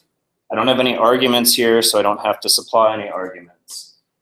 So p.apply just says, okay, pool, first process I grab out of this pool, in this case there's only one, apply this function. And then it returns the results. And in this case, what it returns is the same as you see on line number 9.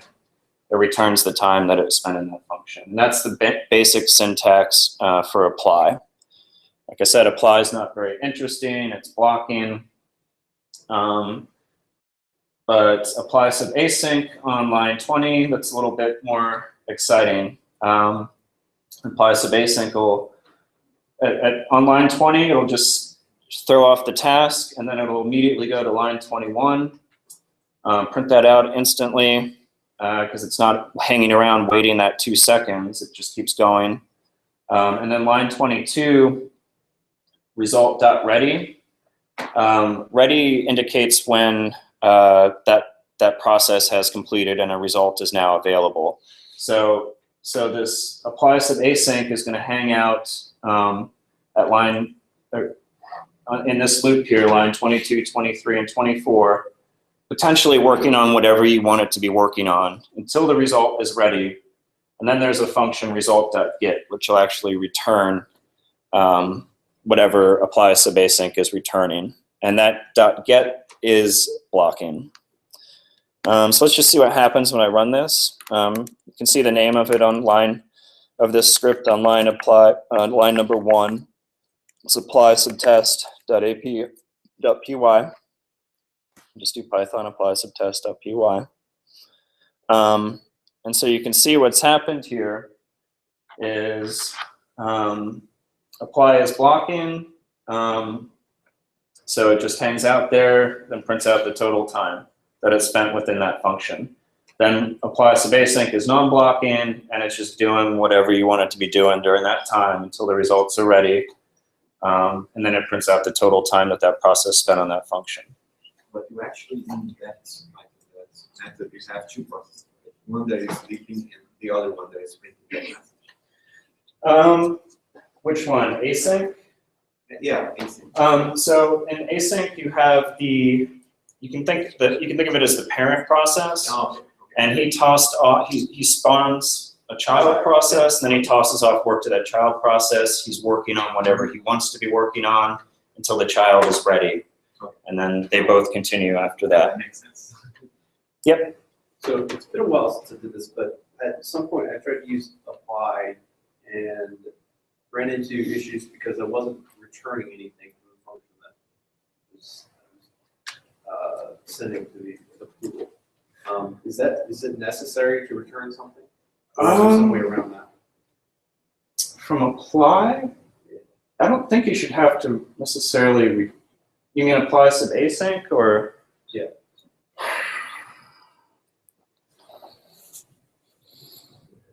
I don't know. We can try that. So we're going to try and see. I'm not sure actually. Just going to see if we can figure out if it's actually necessary to return anything from apply sub async, or if that just breaks the code. I'm just going to do this real quick here. Doesn't the child have to do something before the child process have to do something and then terminate before the parent can pick back up?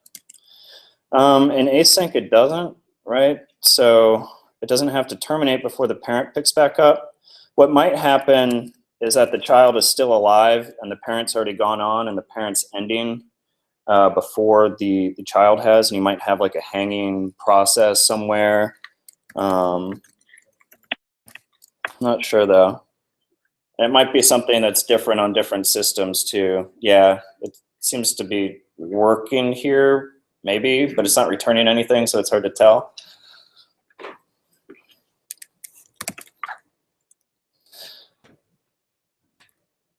Okay, so on this slide, I have a simple example using map. Like I said, map you'll probably find to be one of the most useful methods in the multiprocessing class. Again, on line 3, I just import pool. Line 5 and 6, I have my simple little, cubing of cubing function. And then y, I'm going to create, on line number 9, I'm going to create a object y. And he's just going to be a list of 10 million from 0 to up to 10 million. So it's going to be a really huge list.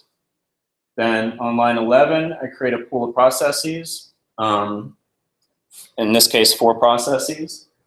And then 14 through 18, I apply the map. So on line 14, I start the timer. I get the time that I start. Line 15, I apply the map function, which, remember, each process grabs some part of the iterable, in this case y, and applies f to that part of the iterable. And then line 16 is the end. That's the time, and that'll basically be the time that it took for me to apply this map function. And then I'll print out that result. And then there's also, you've got maps of async, which again I said works just like map. However, the code doesn't just sit there. The parent process that launched maps of async doesn't just sit there waiting for its children to return. It keeps going. To get the result, you can see on line 25 that will be blocking results.get. And when the parent process gets to that line, it's going to hang out there until it gets the results from the children. And again, I have this example in this directory. You can run it, maps of test, see how long it takes. You can see it immediately, because it's not blocking, it goes to this next line, line number 24. It doesn't wait at line 22. But at line 25, it does wait until it gets its results. And so the results that it returns, the results that map returns, are the same iterable that you passed it. So if you passed it a list, you'll get a list back. If you passed it a dictionary, you'll get a dictionary back, etc. And why is there a difference in time? Is that just because some blocking is or something? What did I do? Yeah, so this time here is the time that it's spent on line 22 in this case. And because it's not blocking, it's pretty much immediate. Mm-hmm. It sends the data off to the processes and then it keeps going.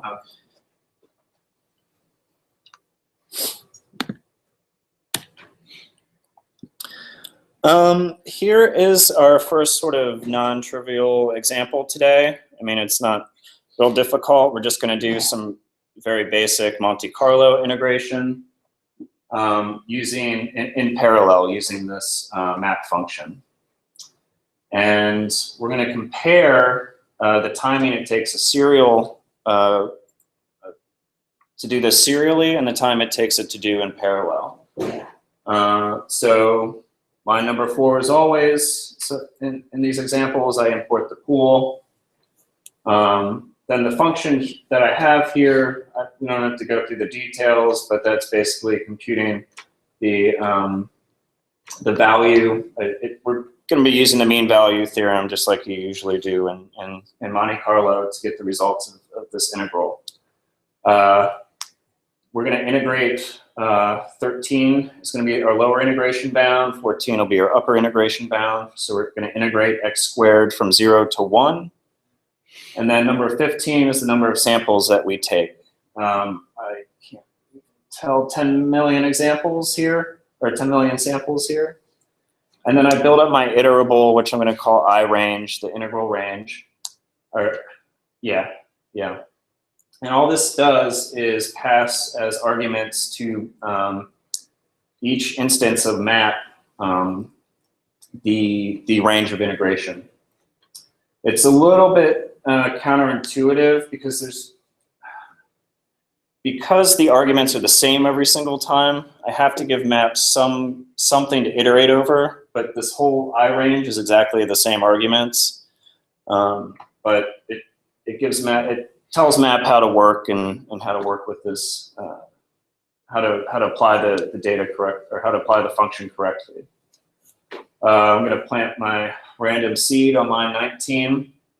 So 19 through 24 will be my scalar example, or in serial computation. And then I get my timing of statement 21. So mapped there, that is just the, I guess you'd call it the native Python function map. That's the serial version, and it's just going to apply f to each element in I range, and in serial return the results. And then on line number 23, I can actually compute the value for the integral, again using the mean value theorem. And then I print that result out. Now 26 through 33 is the parallel approach. So I spawn up a pool of processes. I'm going to just use 4 in this case, plant a random seed, 0, and then I'm going to time line number 30. And again, this is map. It's going to be done in parallel, and it's blocking. So the entire time spent on that line will be the time spent, the true time spent applying this function. And then 32 and 33, I just compute the integral and return the result. So let's just take a look at the timings here. Again, this is one of the examples that I have. I'll call it multiproc mc.py. We can see how long this takes. I think I chose a reasonable. So scalar took 3.92 seconds, and parallel took 2.2 seconds. You might think that parallel should definitely be, 4 times faster than the scalar approach. In this case, we're only getting about a factor of 2 faster. Because I'm using 4 processes, I would have hoped to get a factor of 4. But there's going to be some overhead with spawning the processes, ending the processes, and passing this data from the master process to the children processes, and vice versa. So we don't get exactly as good as we would hope, but hey, a factor of 2 is pretty good considering we were going to be running on this node anyways. Why not use 4 processes instead? The only difference between the scalar approach and the parallel approach is line number 27 and line number 30, I just added a P in front of map. So that's a pretty cheap way to get some significant improvement in the runtime of your software. Here's an example where I actually get a little bit better improvement because I'm not passing quite so much data back and forth. So again, I have a function that does a prime factorization. It just determines if the number n, its argument is prime or not. Line number 15, I make 100,000 numbers to test. That'll be my iterable that I apply the function to. And then 16 through 20 is the serial version, just using basic old map. And then 23 through 29 is going to be the parallel version. And I run this, and you can run this too if you like, using this line up here, Python multiproc of prime.py. And then n is going to be the number of processes that I'm going to run it on. So let's just see what happens if, let's see, multiproc prime.py, just run it on 1 process. Okay, so in this case, just using 1 process, the parallel approach, is actually slower because there's this overhead associated with spawning a child process, sending it data, and getting the data back. The serial approach is faster in this case. Let's see what happens if I use 2 processes. Okay, that's cool. And that's a factor of 2 improvements, 0.21 seconds versus 0.39 seconds. Try 4. That's pretty great too. So now we've got a factor of 4 improvement almost. And I don't know how well this keeps scaling. It's looking pretty good so far. This one scales really well. So it looks like it stops at around, maybe if you use like 16 processes, it's about as good as you're going to get. You get a little bit more improvement throwing more cores at the problem. But you can see we've got almost a factor of, well, we have over a factor of 10 improvements by effectively utilizing the node that we're working on. So that can save you a lot of time. Instead of something taking 10 hours, it takes you 1 hour. Or 10 minutes, it takes you 1 minute. That's pretty nice, especially considering the amount of work that you have to do to get that. It's very minimal. I'm going to discuss the interprocess data sharing a little bit using the manager. I'll pick it up a little bit at this point since I also have a section on NumPy I want to talk about. So map doesn't really share the data between processes. Each process works on its own data, its own section of that iterable, and then it'll hand it back at the end to the parent that started off those processes. So it doesn't really see anyone else's data while it's working on it. You might have situations where you would like to be able to see that data, like other processes to be able to see it or manipulate it. But this can be pretty tricky and error prone if you're trying to do it yourself. If you've ever worked with OpenMP, there's a lot of little bugs that can arise just with threads stomping on each other and whatnot. So in the multiprocessing module, I think the best approach is just let the multiprocessing manager do it for you. The multiprocessing manager, you can instantiate, just as shown here, manager equals uppercase manager. It's the constructor for this object. And then the next 2 lines are what I find to be the most useful shared objects that the manager can manage for you. And that's a dictionary and a list. So this dictionary and list are visible to every process. They can all write to it, and the manager just keeps them synced for you. Make sure everything happens in the right order for you. And here I have, let's see. Here I have an example just to show you the difference between the shared data and what I'll call the private data, which is just the normal Python list and the normal Python dictionary. So all that happens so line number 2, I import manager and pool now. I'm going to have both of them. And a lot of the time, that's pretty much all you'll need to import from the multiprocessing module. Lines 5 through 7, it's just a function that appends to a list or adds to a dictionary data about the worker. Line 8, I instantiate the manager, and then line number 9, I make a pool of two workers. So let's see, 12 and 13, those are both private lists. They're just normal old lists and lists and dictionaries in Python. And 16 and 17, these are going to be the shared list and dictionary that's visible to every single process.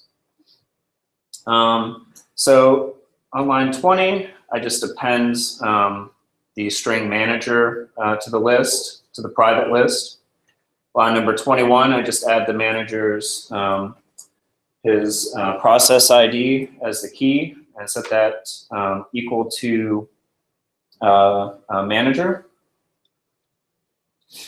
And then line number 24, I do the same, but for the shared the shared object, shared sub L and shared sub D. And 28, all I do here is have on line number 28, I have the first process append to the list and add to the dictionary.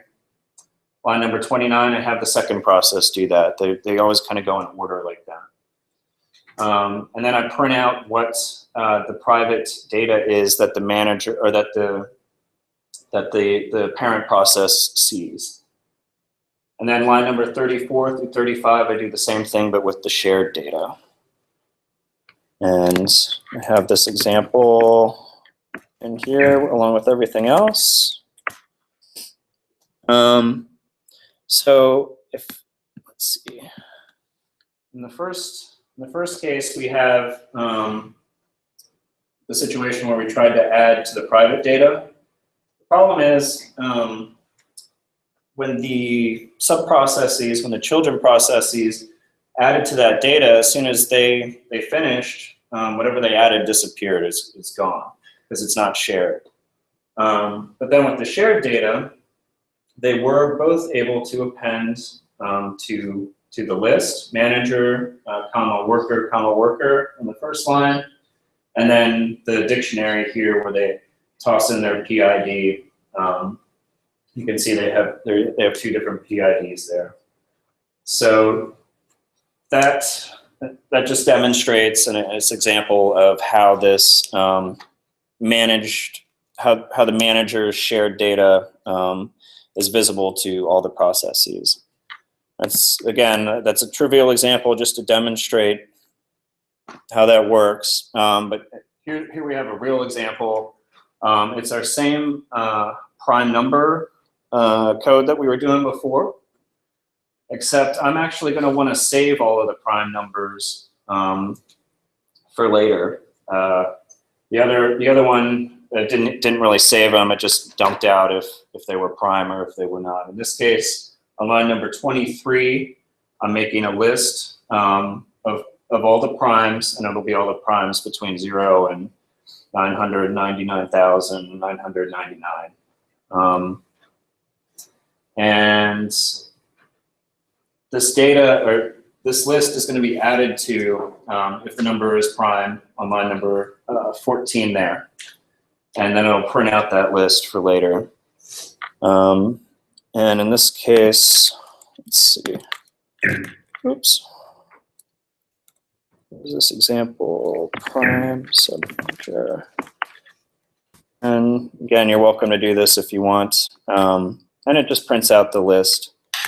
You know, there is some overhead with hitting the shared object over and over again because the manager has to make sure that it stays synced. But it is nice and kind of easy to code this up in this manner.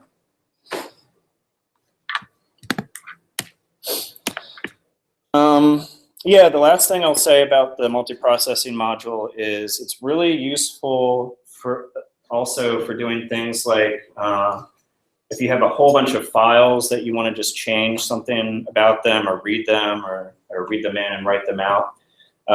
You can hide a lot of the latency associated with the I/O of reading and writing to files. That's where I have used it a lot in the past.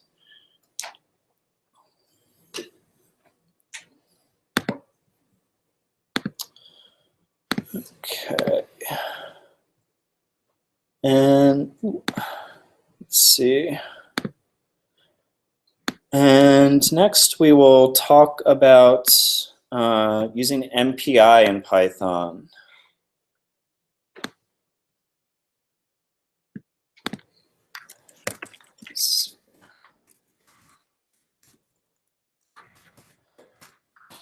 On the terminal here, you can see where all of the examples for this section of the tutorial are located.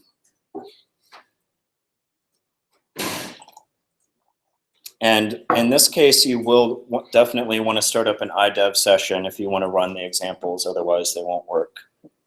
And that's because we don't have the NumPy infrastructure on the login nodes. And that's because we don't want people running NumPy on the login nodes.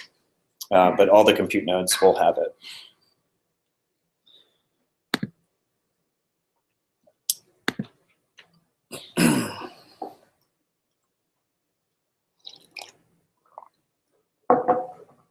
Okay.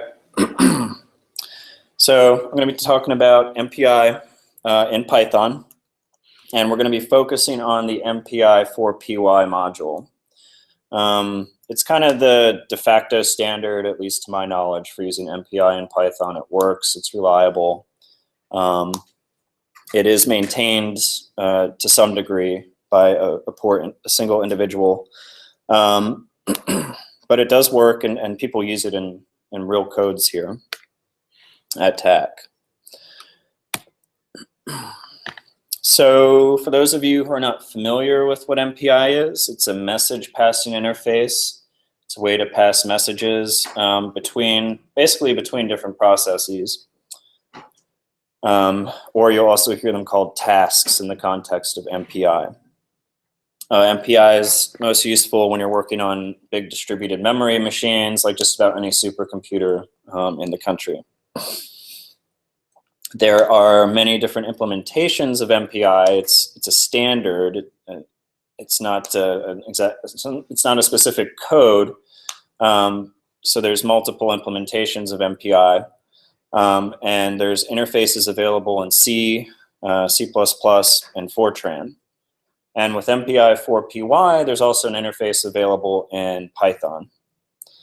And as always, why Python? It's because it's easy, it's good for prototyping, and you can get reasonable performance a lot of times out of small to medium codes. And the question, can I use it for production? You definitely can. And if the communication is not very frequent and performance isn't necessarily your primary concern, then it would be just fine.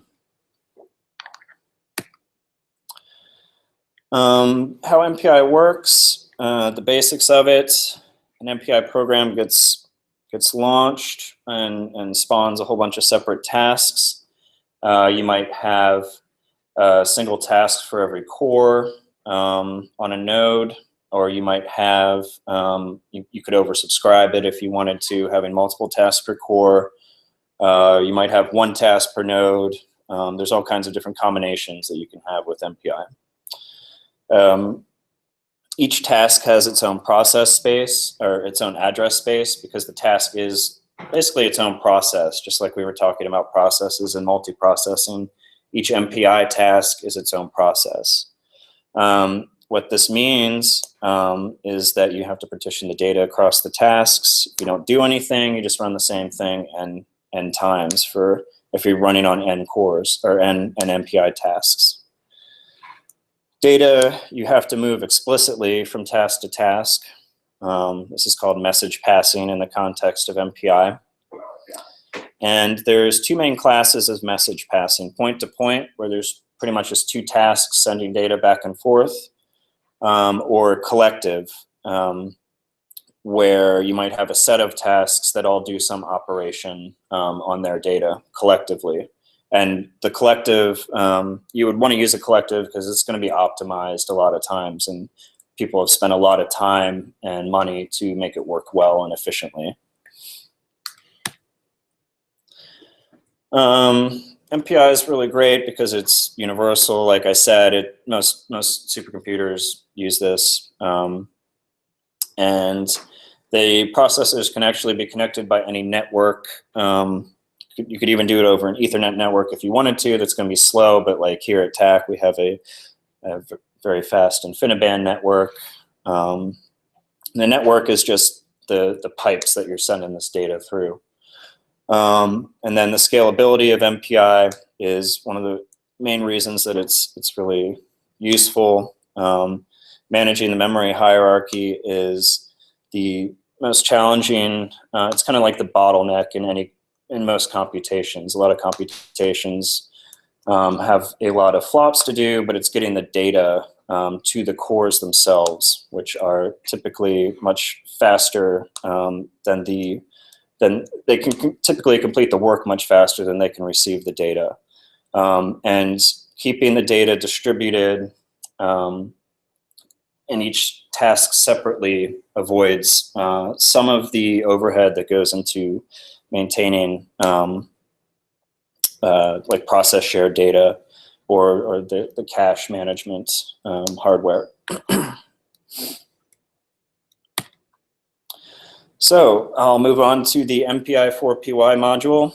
It is not in a standard Python installation, but we do have it installed on our version here at TACC. It's relatively easy to install, as long as you have NPI libraries of some type on your machine.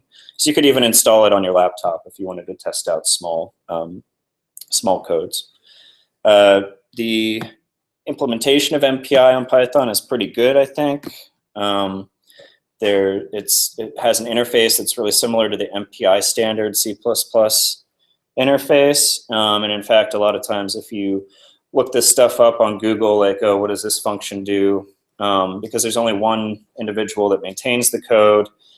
He's not able to document everything, but you might be directed to the C++ tutorials or something because the interface it's similar. The functions certainly are called the same thing and do similar things.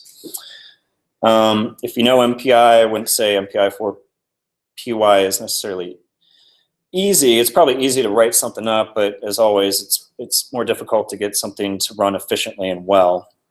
Cool thing about NPI4PY is you can actually communicate Python objects. So, well, everything in Python is an object, but normal NPI would not be capable of doing this.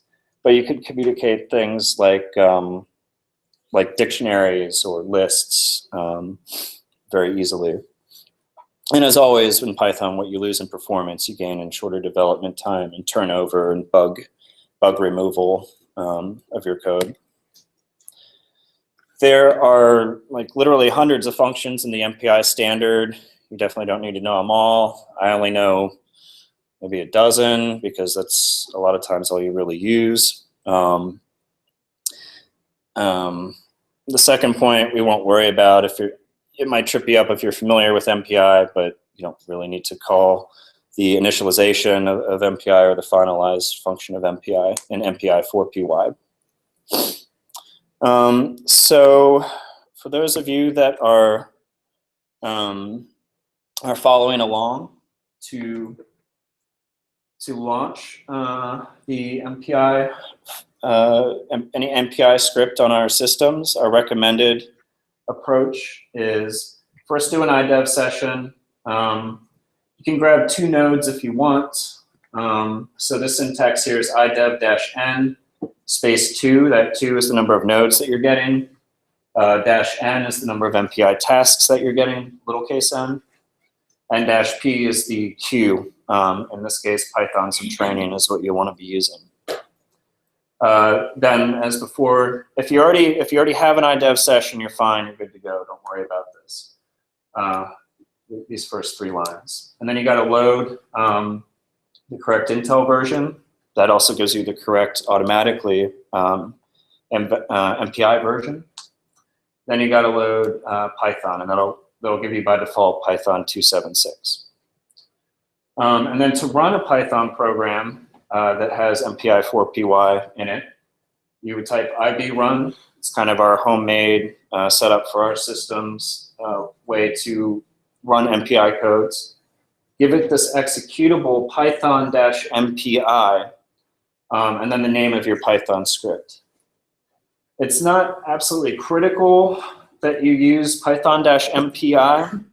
You could also just use Python, the normal interpreter, but you will run into unexplainable weird little bugs that occur because of the way Python loads libraries and the way that MPI doesn't let you load libraries. They just kind of trample each other. But if you use this executable python-MPI, then it should work just fine. On our systems, we're kind of doing an overhaul of this, so it's not such a pain. But this is what where the python-MPI executable actually lives. Opt apps, Intel 14, blah, blah, blah, blah, blah, bin/python-MPI. That's not ideal, but it's also not an insurmountable barrier to using it. And what you can do is just export that directory that ends in /bin to your path. And then that'll give you access to it. Otherwise, you're stuck typing this out the whole way every time you run it, and that's no fun for anyone. So let me export this for the examples that I'm going to run.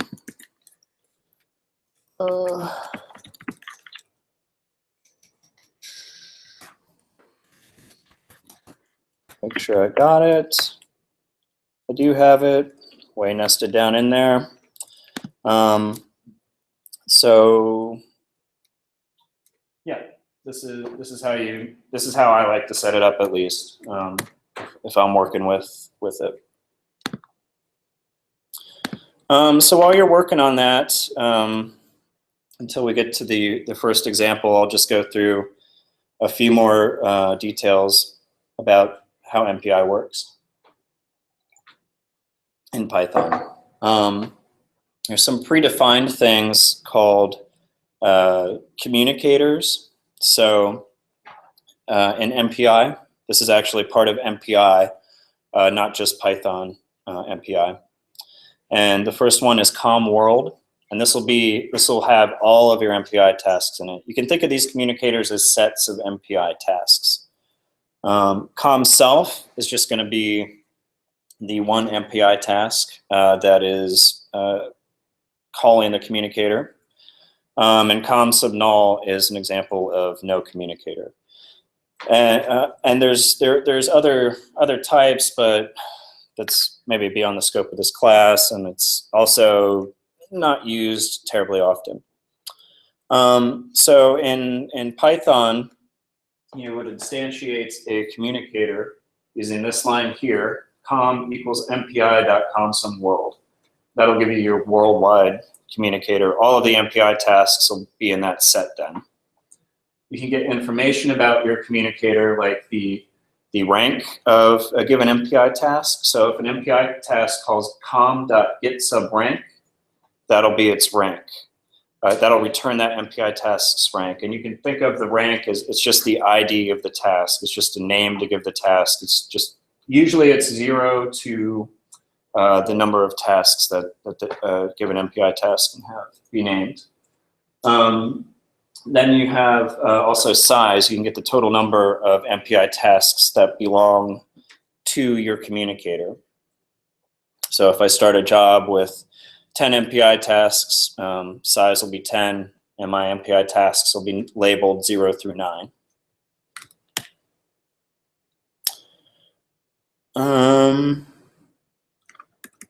Oops, I think I hit the wrong. Okay, so here is a really simple example. The usual old hello world, but it is a true NumPy program. I have at the bottom here the steps that you need to do minus exporting the path that you need to do to run this program. This would run the program on 2 nodes and 40 NumPy tasks total. And the program is up at the top here. It's just called hello.py. And all that happens, I import the NumPy library from the NumPy4py module on line number 1. I'm going to import socket, and this is just a module that lets me do things like get the host name that I'm currently on. So it'll be the name of the compute node that I'm running this program on. Then I set up my communicator, and now I'm pretty much good to go. When I run line number 5, that's going to run on every NumPy task. And they're going to print out, hello, I'm rank, whatever number rank they are, from out of this many ranks available on host, where host is the host name that it's running on. So let me just run this example. On our systems, you're going to want to do ib run, python-npy, and hello.py. It's running, it's firing everything up, and then it prints out kind of a jumble of things because the different ranks will actually send data to the output at random. And sometimes they'll kind of stomp on each other a little because they don't have any controlling locking mechanisms in there. But you can see like on the first line there, clearly, hi, I'm rank 5 out of 20 on host, and that's the host that I'm running on. If you had multiple hosts and multiple MPI tasks, then you would actually see that host take on different names from C221-203. I'm just working and doing these examples on a single host though, so that's why we don't see that.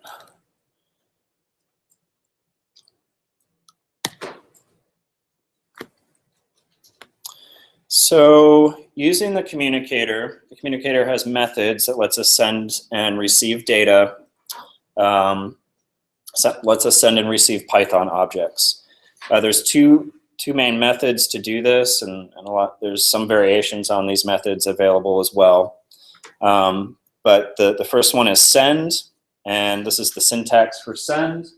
Send some data, where data is some Python object, whether it's a string, a NumPy array, a class, whatever, a class instantiation.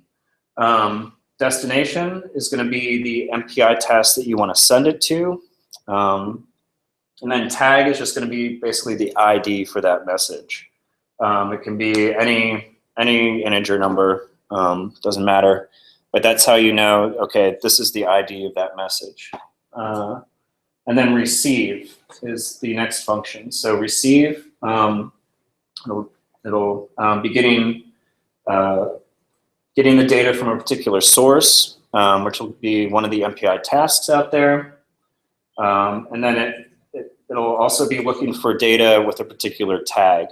So in order for receive to receive any data that's been sent, the source must match whoever sent it, and the tag of what was sent also has to match. Otherwise, it'll just hang because it's going to sit there waiting to receive data that has this from this source that has this tag.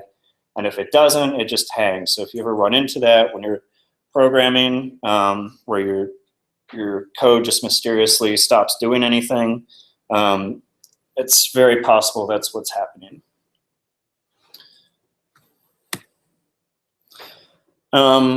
Here's a simple point-to-point example where first the rank 0 task sends data to the rank 1 task, and then the rank 1 task sends data to the rank 0 task. You can launch it as shown down here. It's called p2p.py. You actually have to run this one with 2 tasks, 2 MPI tasks only.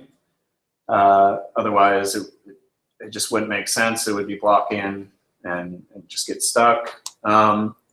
So line number 1, again, this is how we get access to all of our MPI stuff. From MPI 4py, import MPI. Number 3, we initialize our communicator between our 2 tasks. And we check, okay, are the tasks really the same size? If they're not, then, or are there really just 2 tasks here? If they're not, then let's alert the user about this. Then you see, and this will be a really common, almost like recipe that you'll use. You'll say like if rank is equal to this particular number, then do something. Otherwise, do something else. So if com.rank equals 0, do this stuff.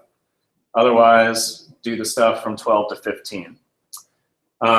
What rank 0 does initially, he makes just an integer, a simple integer, and on line number 8, he sends that integer to destination equal to 1. So he's sending it to MPI task with rank 1, and he's giving it an ID tag of 11. So rank 1 then, on line number 12, he's going to be waiting on that line number until he receives that message from the source, rank 0, that has the same tag ID, 11 in this case.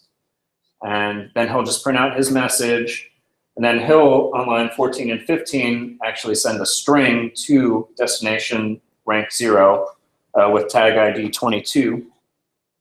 And then that whole time, rank 0 on line has been hanging out on line number 9, waiting to receive that data from the rank 1 source, and that data had to have a tag 22. And then he just prints out his result. So they're just kind of sending 2 messages back and forth to each other and stepping through the sends and receives that you see here. Sometimes it takes a little while to stare at this and figure out how the logic of the messaging works. It can be confusing sometimes, especially if you haven't really worked with it too much before. So let me just run this and we'll see just to make sure, prove that it works. Okay, so what happened is you can see received message 1, 2, 3. That was on line number 13. After rank 1 MPI task received the message from rank 0. And then he sends the message from message 1 to MPI task 0. And then he prints out his message on line number 10. So they're just kind of going back and forth, like I said. Trying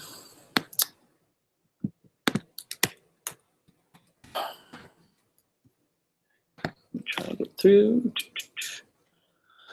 Yeah, so for folks that are interested, under the hood here, the Python objects are being converted. They're being like serialized and just into a stream of bytes during the send. And then at the time of the receive, they're being converted back within receive. But turning things into, performing the serialization on these Python objects introduces some kind of overhead. Like any Python object, even an integer has a bunch of metadata associated with it. And you've got to convert all that stuff into just a string of bytes. You can imagine that takes a little while. And then when you receive it, you have to convert it back. And this is, when you're doing that a whole lot of times, that can become expensive and really slog you down. But what you can do is it knows automatically how to work with NumPy arrays, and they can be communicated without this overhead. It's basically just going to be using the raw MPI. Basic MPI knows how to handle something very similar to a NumPy array. So there's very little overhead with this, with these functions when you're sending NumPy arrays. The difference in the functions is just that the NumPy ones are uppercase, whereas the general Python ones are lowercase. That's easy to forget that, but it's just something that you have to remember. I don't know that it's the best way to do this, but it's the way that it was implemented and no one else has come along and improved upon it. Yeah, the data that you receive actually has to exist. There has to be like a place in memory that you've set up. I'll show you what I mean by that on the next slide when receive is called. So yeah, just remember lowercase is for, it's slow, it's for general Python objects, and uppercase is for contiguous like arrays like in NumPy, specifically for NumPy arrays, in fact. So let's look at a point-to-point code using NumPy. And all that happens here, lines 10 through 16. If we're just going to have 2 MPI tasks here. If rank equals 0, we'll make some data, and then we'll send the data using the uppercase S version of send. And something that we can also do, although it's not strictly required, but I suspect it reduces the overhead a little bit, is tell it what type of data it is in this first argument here. So we send data, comma, MPI.int. So we're telling MPI, hey, I'm sending an array of integers. And I'm sending it to source 1, and then we'll have tag ID 77. And then line 13 through 16 here, if you're rank 1, if you're MPI task number 1, the first thing that he does is create a place to receive this data. So he just makes an empty NumPy array of length 10, and it'll be of type integer when it gets filled up.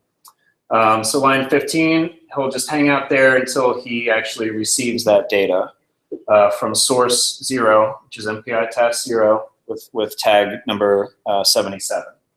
So all that's happened here is rank 0 passed data to rank 1. Nothing real special or magical here. We're just looking at how the syntax works.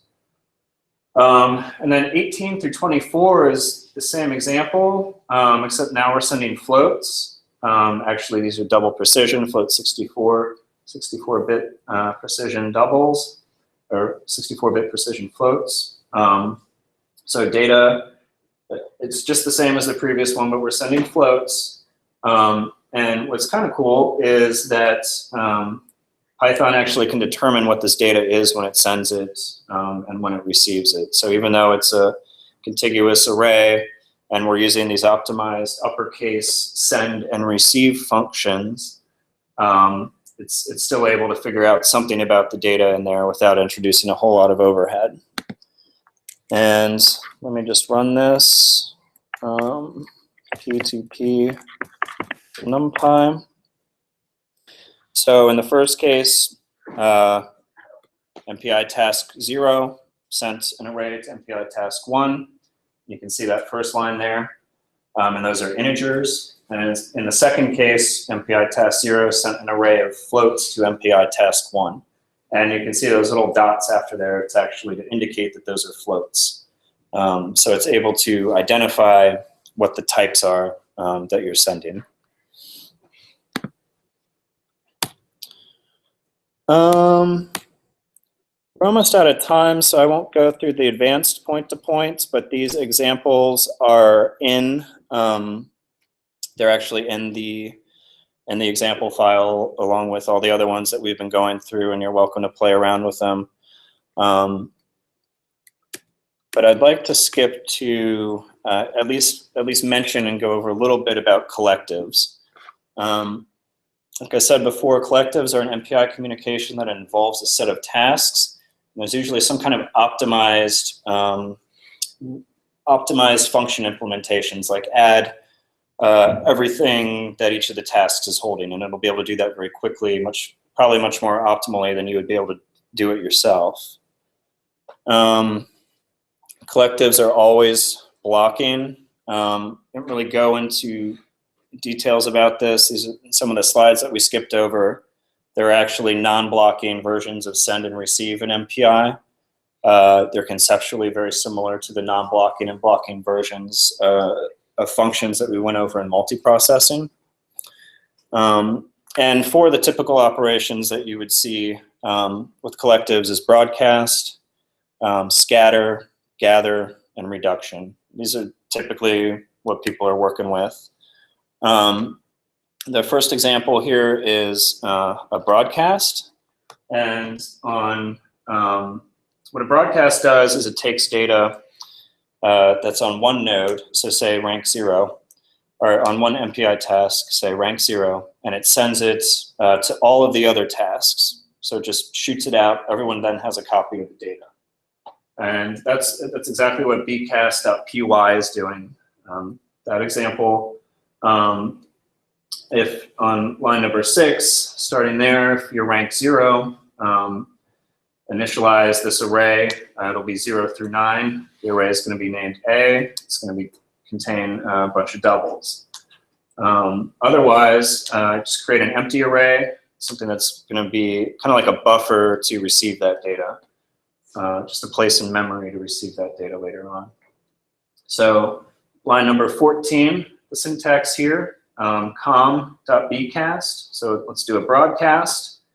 We're going to be sending A and tell MPI that, hey, this is a double array. And we're going to be sending it from root equals 0. Because that's the one that we actually assign values to this array. So it'll be sending from MPI task 0, the array that's there, to the arrays on all the other MPI tasks. And then it'll just print out the result. And I can just run that real quickly. You don't have to worry about for these collectives, it doesn't have to be a certain number of MPI tasks. Everyone's involved in part of the fun. Yep, and then here we just print out all of the MPI tasks that were there, that were running, and they've all received the array that rank A or rank 0 was holding. This next example, dictionary, it just demonstrates, it's pretty cool. You can actually broadcast things like dictionaries, like real like complicated Python objects. That's pretty great. You can probably simplify a lot of workflows, a lot of codes doing that. Again, the overhead might be high, but if you're only doing it a few times, then whatever, not a big deal. Scatter is much like broadcast, except that if you, for example, had 10 MPI tasks and you had an array with 10 elements, the task that does the scatter, called scatter, will send one element to each of those MPI tasks. So he'll divide an array up or whatever and pass it off to each MPI task, and it'll break it up evenly across them. And then gather is actually just the opposite of that. A particular MPI task will say, gather all this data, and it'll reform like whatever that array was. So they tend to go hand in hand. You scatter your data out. Each MPI task works on its own little part of the data, and then you do a gather to get everything back to one of the tasks that you can print out your data, write it out to a file or whatever. Reduction is one of these sort of really optimized approaches to doing functions across, applying functions across a lot of MPI tasks. This is a little bit complicated. This function divine partition just says this MPI rank take this much of, basically you can think of it as like an array. And it just tells each function how much of this array to take. And then line number 22, local sum, that's actually where we do a summation on each MPI task. So this code is just adding all of the numbers up from 0 to 1,000. And it's just breaking that calculation up evenly among all of the MPI tasks. Each MPI task does the sum. Line number 22, it has its own local sum. Then line number 24, we can do a reduce. And what happens here, each MPI task's local sum is sent to reduce. The operation that we're doing is going to be called MPI.sum. And we're going to send all of the results to MPI task 0, root equals 0 there. And that'll be the global sum. So it'll add all those together, we'll get a final result, and rank 0 print out the result. All of the other ranks, what they'll have for global sum is just like a none type object. It'll just be meaningless. But this is generally how you would do a reduce type operation. So you can imagine using scatter, gather, reduce, etc. to do like matrix computations, for example. It's kind of the prototypical non-trivial examples that you might go into. Yeah, I won't go into this. I've already run over the time, so we'll just leave it at that. All these examples are going to be in the tarball, that in case you want to go over anything that we didn't talk about today, and the slides will be up there too. So thank you all for attending. I think this completes the tutorial.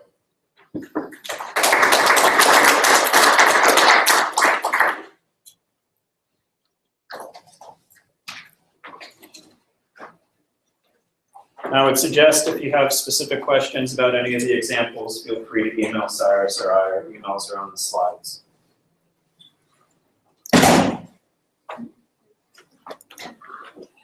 Yeah, that's a lot.